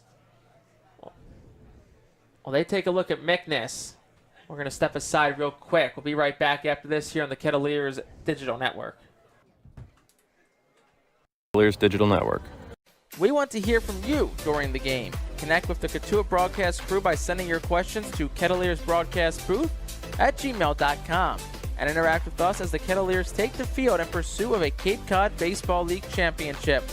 Once again, that's kettleersbroadcastbooth@gmail.com and interact with us all season long on the Kettleers Digital Network. Tune in to On Deck with the Kets, the official show of the Cotuit Kettleers, taking you through all things around Lowell Park and all throughout the village. Head to the Cotuit Kettleers YouTube channel for all episodes from the first 2 seasons. Find content such as this all throughout the Cotuit Kettleers digital network. The 2022 season here on the Cape marks 75 years of Kettleers baseball. As we share stories of the franchise's history throughout the season, hear from various personalities and their time in Cotuit. For more stories of the 75-year history of Cotuit baseball, tune in all season long through the Kettleers digital network. Not at the ballpark? Follow along with the Kettleers season across social media. Follow the Cotuit Kettleers on Facebook, Twitter, Instagram, and TikTok for exclusive content from the first pitch to the final out. You're listening to Cotuit Baseball here on the Kettleers Radio Network. For all road games throughout this season, find our broadcast through Mixlr by searching the Cotuit Kettleers Radio Network. For all games away from Lowell Park, find us right here on the Kettleers Radio Network. This is Tyler Bosma, pitcher from the University of Kentucky, and you're listening to Cotuit Kettleers Digital. So Justin Mickness, after a couple of minutes, crouched down on the ground, back up, and stays in this ball game. Justin Mickness, one of the tougher players out there, one of the best catchers in the country, one of the best catchers in the MAC conference as well out of Kent State. Swings back in there, 3-2 the count, no outs here in the top of the ninth. Base is empty, 3-1 Falmouth leads. Pitch from Johnson is roped on the ground. It'll be fouled just past Carros at third. Down the left field line, and do it again at 3-2.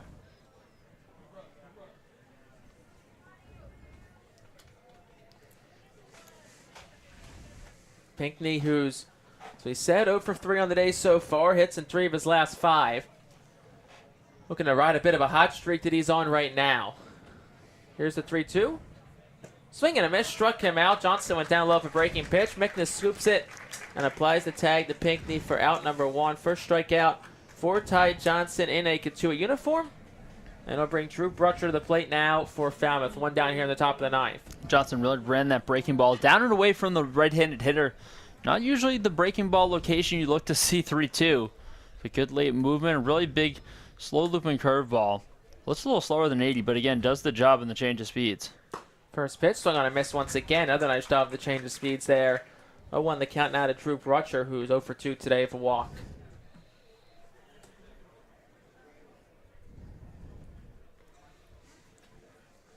Won the count, 1 out here in the ninth. Johnson kicks and deals. Another off-speed pitch, 0-2.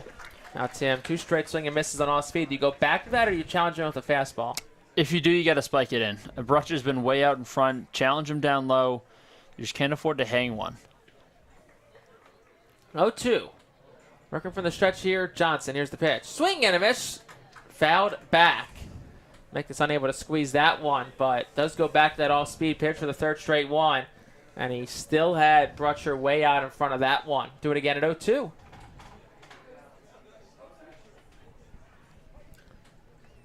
Brutcher struck out his last time up. Back in the 7th. Here's the 0-2.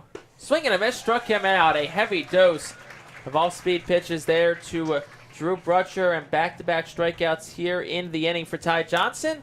And I'll bring the 9-hole hitter Anthony McKenzie to the plate now for Falmouth with 2 gone here in the top of the 9th. Didn't want to give anything for Brutcher to handle at all. Just kept him out in front that entire at-bat. It's a good communication and good sequencing by Mickness and Johnson working together for the first time this season. First pitch, swung on and fouled back off a fastball. Counts 0-1 now to McKenzie. McKenzie, 0 for 3 so far today. Pair of strikeouts, both of the looking variety.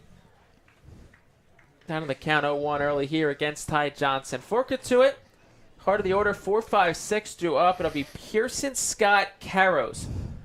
The 3 due up for the Kets in the frame. Here's the 0-1. That one's down low for a ball. 1-1 the count.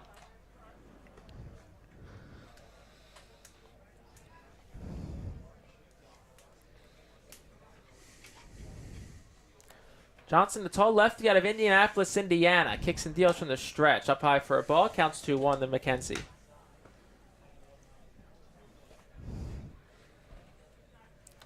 Infield, outfield, pretty much straight away. Scott playing slightly shaded towards the left center gap. In center. Here's a 2-1. That one just outside for a ball. 3-1. Mickness tried to bring it back. Didn't get the call.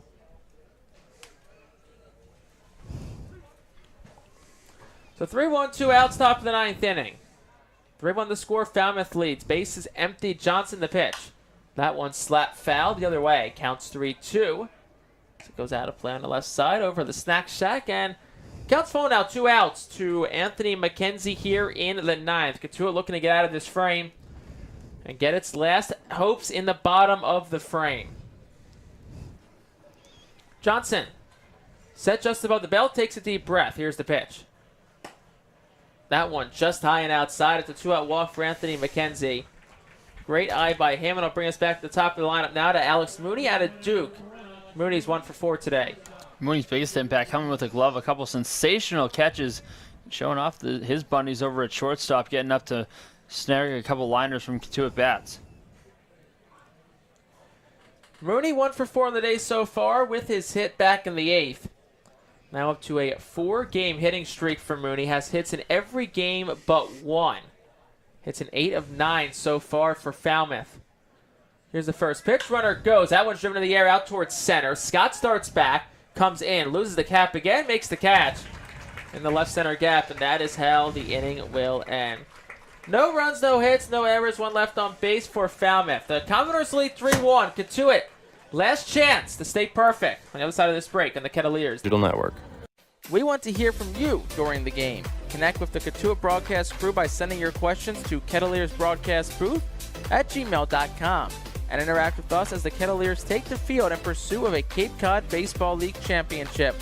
Once again, that's kettliersbroadcastbooth@gmail.com and interact with us all season long on the Kettleers Digital Network. Tune in to On Deck with the Kets, the official show of the Cotuit Kettleers, taking you through all things around Lowell Park and all throughout the village. Head to the Cotuit Kettleers YouTube channel for all episodes from the first 2 seasons. Find content such as this all throughout the Cotuit Kettleers Digital Network. The 2022 season here on the Cape marks 75 years of Kettleers baseball. As we share stories of the franchise's history throughout the season, hear from various personalities and their time in Cotuit. For more stories of the 75-year history of Cotuit baseball, tune in all season long through the Kettleers Digital Network. Not at the ballpark? Follow along with the Kettleers season across social media. Follow the Cotuit Kettleers on Facebook, Twitter, Instagram, and TikTok for exclusive content from the first pitch to the final out. You're listening to Cotuit Baseball here on the Kettleers Radio Network. For all road games throughout this season, find our broadcast through Mixlr by searching the Cotuit Kettleers Radio Network. For all games away from Lowell Park, find us right here on the Kettleers Radio Network. This is Tyler Bosma, pitcher from the University of Kentucky, and you're listening to Cotuit.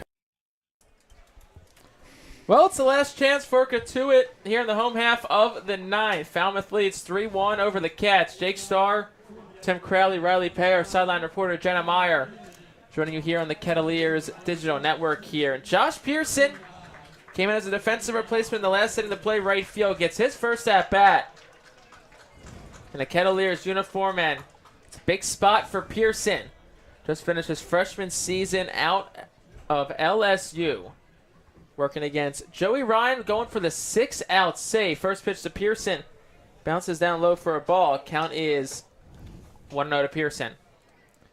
Pearson, who hit .299 this past season at LSU, 8 home runs, 35 runs driven in. Reached base at a .432 clip for the Tigers down in Baton Rouge. 1-0 to him. They're going to call that a strike on the inner half of the plate. Counts 1-1 now to Pearson. That's got to be called strike. There's no way he even began to broke the wrists. Yeah, it looked like Hinojosa said it was a called strike behind home plate, so counts 1-1 now to Josh Pearson. No outs here in the 9th. Here's the pitch. That one's out in the air towards right. Backing up is Brutcher. Still backing up. It gets by him. Pearson, big turnaround first. Going towards second. Throw is in time. Josh Pearson tried the stretch.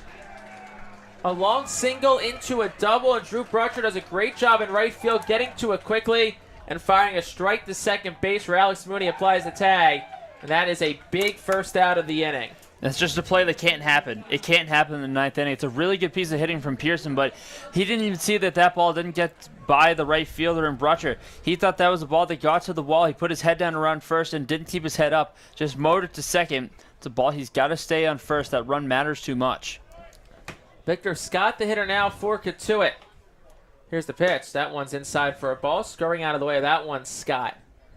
Reminder that are no extra innings, so Cotuit, they score 2 and that's it. Game will end in a tie. They need 3 to win it. Any less will result in Cotuit's first loss of the season. 1-0. Scott fouls it back behind home plate. Counts 1-1.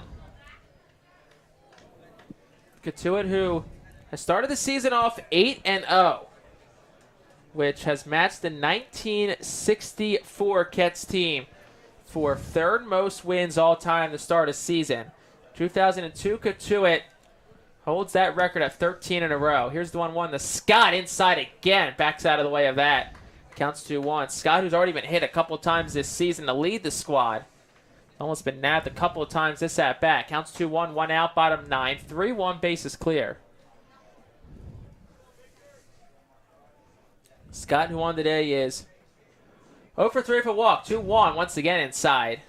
And the counts 3-1 now to Victor Scott. You're just thinking, counts 3-1 only if Josh Pearson was standing on at least first base. Scott was to draw a walk here. It is a hitter's count, but if he drew a walk, that would give you 2 on and the winning run coming to the plate. But thinking ahead a little too much there. Here's the 3-1. Scott fouls it back. 3-2. You got a fastball and a fastball count. Just missed it foul. He's right on that heater. Now a chance to approach. Try to protect. 3-2. 3-2 count, 1 out. Bottom of the 9th inning. 3-1 the score. Cotuit trails. Falmouth looking to upend Cotuit and be the first team to do so here in the 2022 season. Game number 9, day 10 of the year. 3-2. Ryan kicks and deals. That one's dribbled foul to the right side by the Falmouth dugout. We'll do it again at 3-2. Kyle Karros out of UCLA awaits on deck. He's 0 for 3 on the night so far. Scott, the left-handed hitting center fielder out of West Virginia. Back to the plate. 3-2. Ryan, here's the pitch. Outside, ball 4. Scott's on first, so 1 out walk, and it makes you wonder now if Pearson was not thrown out at second or stayed on first. Kets will now have the winning run at the plate, but can't think back too much, only can think forward.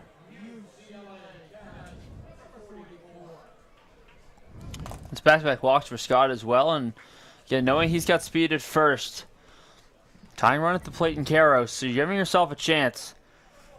Coach Roberts is an aggressive guy when it comes to speed on the bases, but got to be really careful here given the circumstance. Karros the batter now with Scott on first. First pitch to him's inside for a called strike.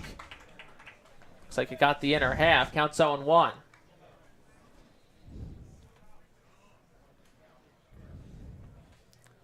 Karros on the day, 0 for 3, 3 ground outs. Last one came to the pitcher back in the 6th. Ryan throws back to first. Scott dives in head first safely. Do it again at 0-1.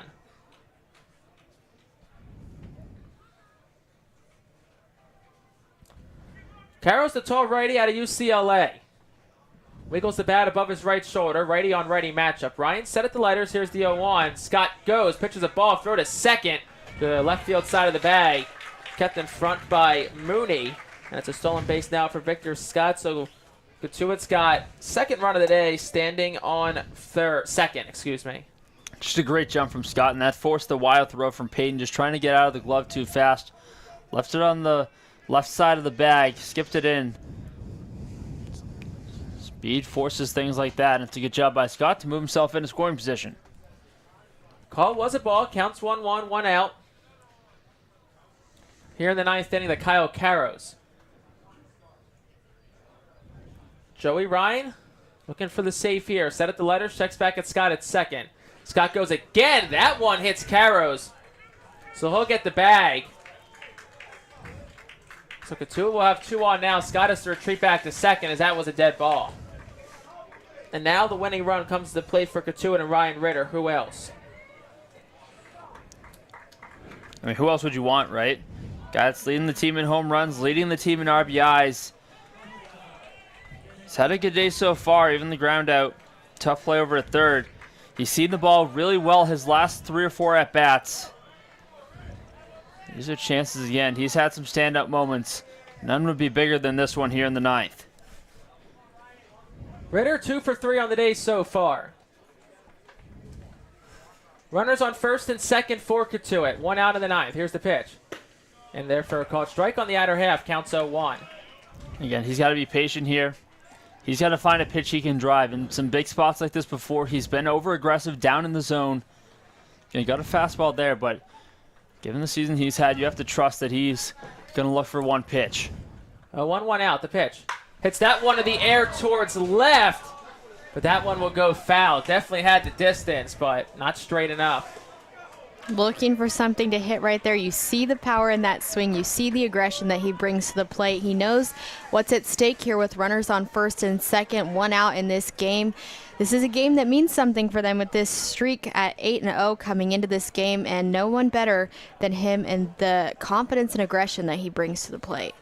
0-2, 1 out to Ritter. Runners on first and second for the Kentucky batter. Ryan checks back. The pitch. That one's inside. It nicked. Ritter, bases loaded now. And similar to what we saw in Bourne last week where he gave a little smile after a walk, he said, hey, knew that hit him. He takes his base. So Kettleers have responded well after the big momentum switch after Pearson got thrown out at second. And here's a big moment. Bases loaded. Winning run on first. Now you have a big chance. Again, Chandler Simpson leading in average for this team. He's done nothing but hit during his time in Kettleers uniform. Kettleers have this again. Had some chances. Shot themselves in the foot a few times today. But this is the chance that they want. Again, having some of their best bats of the season up in the biggest moment thus far. And who else but the nation's leading hitter, Chandler Simpson, at the plate for Cotuit. And now we're going to get another mound visit here. Tim, what are you saying here? Looks like we might be getting a pitching change here for Falmouth. Looks like Joey Ryan's day might be coming to an end. Waiting for the new arm to emerge from the bullpen for Falmouth. And there it is. So we'll step aside. Bases loaded, 1 out of the ninth. Big spot here for Cotuit. Be right back on the Kettleers. Kettleers Digital Network. We want to hear from you during the game. Connect with the Cotuit broadcast crew by sending your questions to kettleersbroadcastbooth@gmail.com and interact with us as the Kettleers take the field in pursuit of a Cape Cod Baseball League championship. Once again, that's kettleersbroadcastbooth@gmail.com and interact with us all season long on the Kettleers Digital Network. Tune in to On Deck with the Kets, the official show of the Cotuit Kettleers, taking you through all things around Lowell Park and all throughout the village. Head to the Cotuit Kettleers YouTube channel for all episodes from the first 2 seasons. Find content such as this all throughout the Cotuit Kettleers Digital Network. The 2022 season here on the Cape marks 75 years of Kettleers baseball. As we share stories of the franchise's history throughout the season, hear from various personalities and their time in Cotuit. For more stories of the 75-year history of Cotuit baseball, tune in all season long through the Kettleers Digital Network. Not at the ballpark? Follow along with the Kettleers season across social media. Follow the Cotuit Kettleers on Facebook, Twitter, Instagram, and TikTok for exclusive content from the first pitch to the final out. You're listening to Cotuit Baseball here on the Kettleers Radio Network. For all road games throughout this season, find our broadcast through Mixlr by searching the Cotuit Kettleers Radio Network. For all games away from Lowell Park, find us right here on the Kettleers Radio Network. This is Tyler Bosma, pitcher from the University of Kentucky, and you're listening to Cotuit Kettleers Digital Network. Big spot here, bottom of the ninth inning. Bases loaded, 3-1 the score. 1 out for Cotuit at the plate. Drew Summers, the new pitcher on the mound out of Arizona. The junior pitcher, lefty, 6'3", 250. And Tim, he inherits a huge spot here against the nation's leading hitter in Chandler Simpson. And again, big lefty on lefty matchup. Ryan had stuff for a little bit. Cotuit started to figure him out, walked him in, hit him in. This is a huge spot going power on power, left on left. And so far for Falmouth, 1 appearance of just 2 innings, walked him in, struck out 2. Here's your at-bat of the season with Chandler Simpson. No one else you'd rather want. All he's done is hit. Big contact guy, doesn't wait around. If he sees a strike, he's going to try to go the other way with this one. Can use the whole field. You're looking at your biggest moment of the season so far for the Kettleers. Chandler Simpson, who came in as a pinch hitter for Graham Pauly back in the 7th. Played second base for Pauly. We'll get a mound visit here between Peyton and the pitcher Drew Summers. Joey Ryan was going for the 6-out save, but struggled with command after Josh Pearson was thrown out, trying to stretch a single into a double. Single could tie it, extra baser could win it. Here in the bottom of the 9th inning, Chandler Simpson at the plate, 0 for 1, lined out to the second baseman McKenzie. His first time up in the 7th. Lefty on lefty matchup here. Summers set at the letters. Here's the pitch. That one's inside for a ball. Counts 1-0. Simpson, 7 for 12 on the young season so far. Hits in all 3 games he's appeared in before tonight. 1-0 the count. Summers gets the sign. Here's the pitch. That one's lined foul, left side. Counts 1-1. That's the approach I feel like Simpson's going to go with. He's been a guy that can pretty easily let that ball travel and just slap it to left field. Try to do it that time a little further behind than he'd like to be. 1-1, 1 out. Bottom of the 9th. Kets down 3-1, looking to move the 9-0 on the season. Falmouth looking for the upset tonight against Simpson. Summers set at the letters. Here's the pitch. That one's driven once again foul over the Kets dugout. Counts 1-2. Everyone ducked there. Probably signs of deja vu from last night on that hot shot. Little wake-up call right there just above the dugout. You see all the pitchers just kind of move and wake them up here. Again, no extra innings with Mickness on deck. See if there's a righty they want to see if they'll pinch hit with. It's Mickness that's on the. It's Cave is actually in the on-deck circle for now. Nation's leading hitter Simpson at the plate. Here's the 1-2. That one is lined once again foul to the left side. He's barreling them up, Tim, but just foul. And again, just half second earlier. He'll let that ball travel to the left, but he's got to get a little further out in front of it to keep it fair. Bases full of Kettleers. Tying run at first. At second and Caros. Winning run at first and Ryan Ritter. Chandler Simpson at the plate. Looking to be the hero tonight. Summers set at the letters. Here's the pitch. That one is grounded towards third under the glove of Taylor. 1 run scores. Here comes Caros. Here's the throw. This game is tied.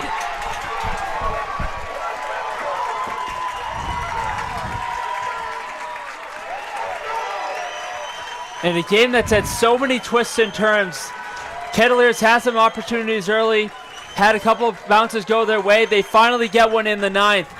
A ground ball that could have been a double play ball to end it. Instead, it gets through Taylor. 2 runs come around to score. Now a huge chance for CJ Cafis, another lefty-lefty matchup. But how about Chandler Simpson just doing enough? He knew he was going to make contact. Knew he was going to find a way to put a ball in play. Good things happen when you put bat to ball. You can feel the energy at Lowell Park, but this one's not over yet. Cafis the batter now. Winning run and Ritter stands on second. Summers set at the letters. Here's the pitch. Squares the bunt. Gets the bunt down. It will be fair. Out at third, though, is Ritter for out number 2. Well played by Taylor at third. What a play from Taylor. 5 unassisted on the putout. Back to the top of the lineup for Baldwin.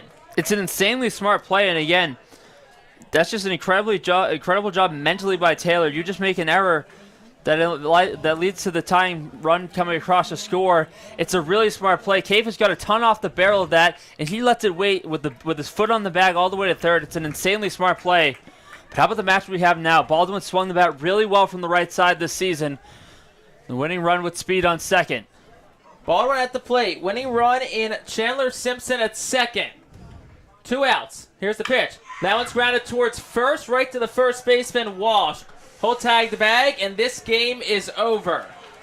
So Cotuit stays undefeated on the season but the win streak comes to an end in a thrilling 3-3 tie here in 9 innings. Never thought I would put the words thrilling and tie in the same sentence, but what a 9th inning it was. Cotuit, oh so close. You know, you can think about a lot of things. Pearson getting thrown out at second, I think, is the biggest one there, but the way the team struggled today, the way the bats struggled, obviously was not Cotuit's day early on. The way they battled back and were resilient here in the 9th, got to get some credit here. A lot to be desired, but got to be happy with the fight, Tim. Again, it's a team that Network. We want to hear from you during the game. Connect with the Cotuit broadcast crew by sending your questions to kettliersbroadcastbooth@gmail.com and interact with us as the Kettleers take the field and pursue. giving Cotuit its first loss of the year. A lot of excitement in the 9th inning, but there's a lot to talk about post-game, but nonetheless, there's still 0 in the loss column for the Kettleers. And Riley, as we said, resilience a big thing. The bats certainly woke up there in the 9th, had a chance to win it there for the winning run on second base, but the way this game went, I think, I don't want to say you're ever happy with a tie, but, I mean, the way they played tonight, that's kind of what you got to settle for and got to be happy with it, I feel like. Like you said, you're never really happy with the tie, but at the same time today, I think that was the best outcome possible besides the win, obviously. And again, the great resilience that we've seen from this team coming from behind. A little bit of deviation in the lineup today, not our normal starters, and a lot of substitutions here as well. Just uncharted territory in a lot of ways with this team, but overall, enough to secure the tie and enough to keep them undefeated. So we'll step aside for a minute. We'll come back. We'll tie things up here, and Jenna Meyer will be with Kettleers manager Mike Roberts, get his thoughts post-game. 3-3 the final. We tie here at Lowell Park. Be right back here on the Kettleers. 2 of a Cape Cod Baseball League championship. Once again, that's Kettleers broadcast booth@gmail.com, and interact with us all season long on the Kettleers digital network. Tune in to On Deck with the Kets, the official show of the Cotuit Kettleers, taking you through all things around Lowell Park and all throughout the village. Head to the Cotuit Kettleers YouTube channel for all episodes from the first 2 seasons. Find content such as this all throughout the Cotuit Kettleers digital network. The 2022 season here on the Cape marks 75 years of Kettleers baseball. As we share stories of the franchise's history throughout the season, hear from various personalities and their time in Cotuit. For more stories of the 75-year history of Cotuit baseball, tune in all season long through the Kettleers digital network. Not at the ballpark? Follow along with the Kettleers season across social media. Follow the Cotuit Kettleers on Facebook, Twitter, Instagram, and TikTok for exclusive content from the first pitch to the final out. You're listening to Cotuit Baseball here on the Kettleers Radio Network. For all road games throughout this season, find our broadcast through Mixlr by searching the Cotuit Kettleers Radio Network. For all games away from Lowell Park, find us right here on the Kettleers Radio Network. This is Tyler Bosma, pitcher from the University of Kentucky, and you're listening to Cotuit Kettleers. Back here on the Kettleers digital network after a 3-3 tie to wrap things up here from the broadcast booth here. Jake Starr, Tim Crowley, Riley Pay, Jenna Meyer, our sideline reporter, will be joined by head coach of the Cotuit Kettleers, Mike Roberts, just momentarily in a game that, you know, Cotuit really struggled throughout. We're down 1-0, came back with a run of their own in the 5th inning as Ryan Ritter scored. Falmouth responded with 2 in a big inning in the 8th, took advantage of couple of plays in the bullpen, and Cotuit's bats on the base pass. Not, you know, entirely the cleanest game for the Kets today, but they were resilient. I think that's the big thing. You know, they got 1 run in the 5th. They scored the 2 in the 9th. Argue, obviously, you know, probably could have, should have, would have won if Pearson doesn't get thrown out at second base. But, you know, nonetheless, 3-3 tie. Cotuit 8-0-1 on the season. Falmouth 3-6-1 on the season. So, you know, I guess if anything, you know, Kets still undefeated, but the 8-game win streak, Tim, to start the season comes to an end. That's exactly it. Good news, you're still yet to be defeated. Bad news, you have a historic win streak that ranks among the top to start off a season in the Cape League Modern era come to an end. So, look, it's 2 days that this is a team that was not going to play perfect the entire season, right? You know, there are some things the last couple of days, the walks yesterday, the errors today. There's a lot to clean up going to the Chatham makeup tomorrow at Lowell Park, but there's time to get around that. And, again, you get out little chip in the armor, but not a total direct hit. And I think that's kind of got to be the thing is Chatham tomorrow, chance to play again. That's the best part. Tomorrow originally a scheduled off day as we continue to await head coach Mike Roberts. We'll keep things up here as our sideline reporter Jenna Meyer waits for coach to get over to her. But that's the thing. You have a chance to come out tomorrow now. Guys talked last night. Last night was probably, one of the more sloppier wins they had this season. And we saw some of those struggles, some of that sloppiness, kind of carry over into today. Now, obviously, Riley, you can't look back. You can't dwell on the past. You can only look forward. So kind of you come out tomorrow, the message has got to be, got to clean things up in the field, got to clean things up at the plate, and especially on the base pass. And I think something else is being more aggressive early on. You see that this is a team that likes to fight back. We use that word resilient a lot.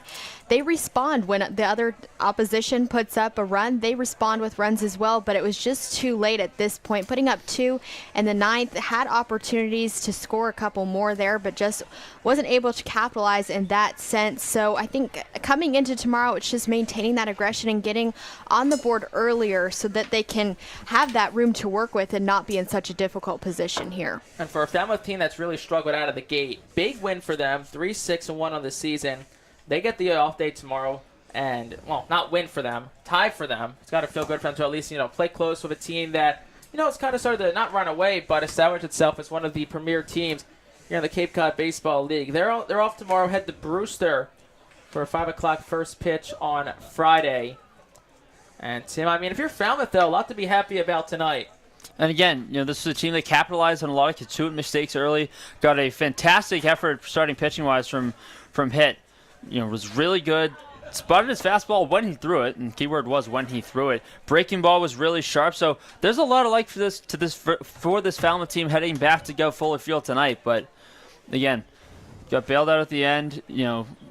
Couple errors that bounced Falmouth's way early in the game, bounced Cotuit's way later, but ultimately a tie, and again, a lot to dissect the next couple of days. But Cotuit, again, still without a defeat on the year, but there's a lot to clean up. There's a lot to clean up over the last couple of days. This is a team that, and that's something that Coach Roberts is going to emphasize the next couple of days is, hey, you've played far from your greatest, and you're lucky to still have a 0 in the loss column, but we'll see what he says to Jenna Meyer in just a moment. As Coach Roberts makes her way over to Jenna Meyer, we'll toss things down to Jenna with Coach. Jenna? Thanks so much, Jake. Head coach, quite different to last week. 3 errors tonight. What did you see different from your Kettleers? 3 errors early in the game. It looms large on the scoreboard. But I think what you take away from tonight is that we came back and tied the ball game at the end, and that's what you take away from it.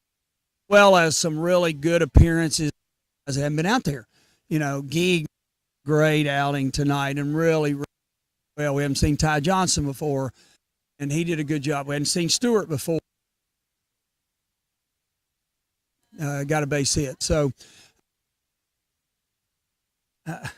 I got on our base running. Our base running wasn't very good tonight, but all in all, be able to come away with a tie tonight. That's never what you want. But I like scored 2 in the 9th, and we came back to 3 straight home games, following doubleheader in Orleans. What's the strategy, the takeaway to? Well, throw strikes and be defensively, and if we do that, we'll be fine. And I'm just really pleased with the guys. I don't use the word proud. I'm pleased with the fact that they enjoy playing the game, and our fans like to see them play. And I think everybody knows that they try to come. Awesome. Thank you so much, Coach. Back to you, Tim. Thank you very much, Jenna. Great work down there, as always. You heard it from head coach Mike Roberts as we kind of just tie a bow on things here at Cotuit. Now, it was sloppy, but Coach Roberts said going to try and clean things up on the base pass, clean things up on the field. And look, all good things must come to an end. You can't win them all, especially in a sport like baseball. And guys, I'll kind of just Tim, then Riley, just some final thoughts real quick. Can't win them all, but as the rules they always say in baseball, it's got to turn the page quickly, have a short memory, and get back to tomorrow. Again, a couple of bounces that really came down to this, as we talked about. Goes Falmouth's way early in the game, and that the tough error on Karos, and then comes back later, and Taylor gets a tough hop that leads to this 3-3 tie. But again, Kettleers still unbeaten, 8-0-1, still in a really good spot again. Completely their own destiny in terms of the West and continuing to roll. But now a little chance that they break away from the West for a little bit. Throughout the rest of the week, all Eastern Division opponents begins with Chatham tomorrow.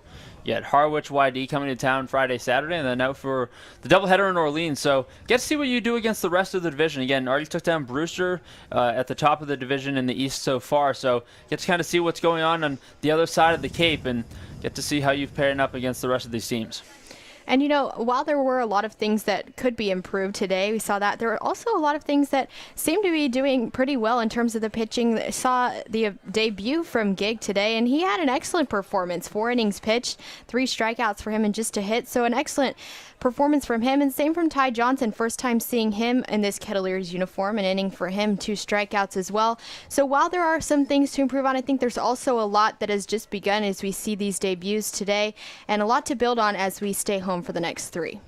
So just to wrap things up here real quick, Cotuit, 3 runs, 5 hits, 3 errors, 7 left on base. Falmouth, 3 runs, 6 hits, a couple errors, 7 left on base. Game was a tie, so no winning pitcher, no losing pitcher, and no one gets the save.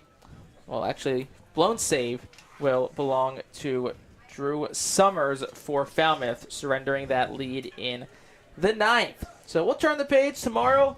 5 o'clock first pitch right here at Lowell Park, Game 2 of a 4-game homestand against the Chatham Anglers, a makeup from last week's rain out against Chatham here at Lowell Park. Coverage will start at 4:45 here on the Kettleers Digital Network. Big thank you to our production team, Ryan Shameless and Jimmy Middleton. Shout out to our sideline reporter, Jenna Meyer. And on behalf of my broadcast partners, Tim Crowley and Riley Bay, I'm Jake Starr signing off. We'll see you tomorrow afternoon right here on the Kettleers Digital Network.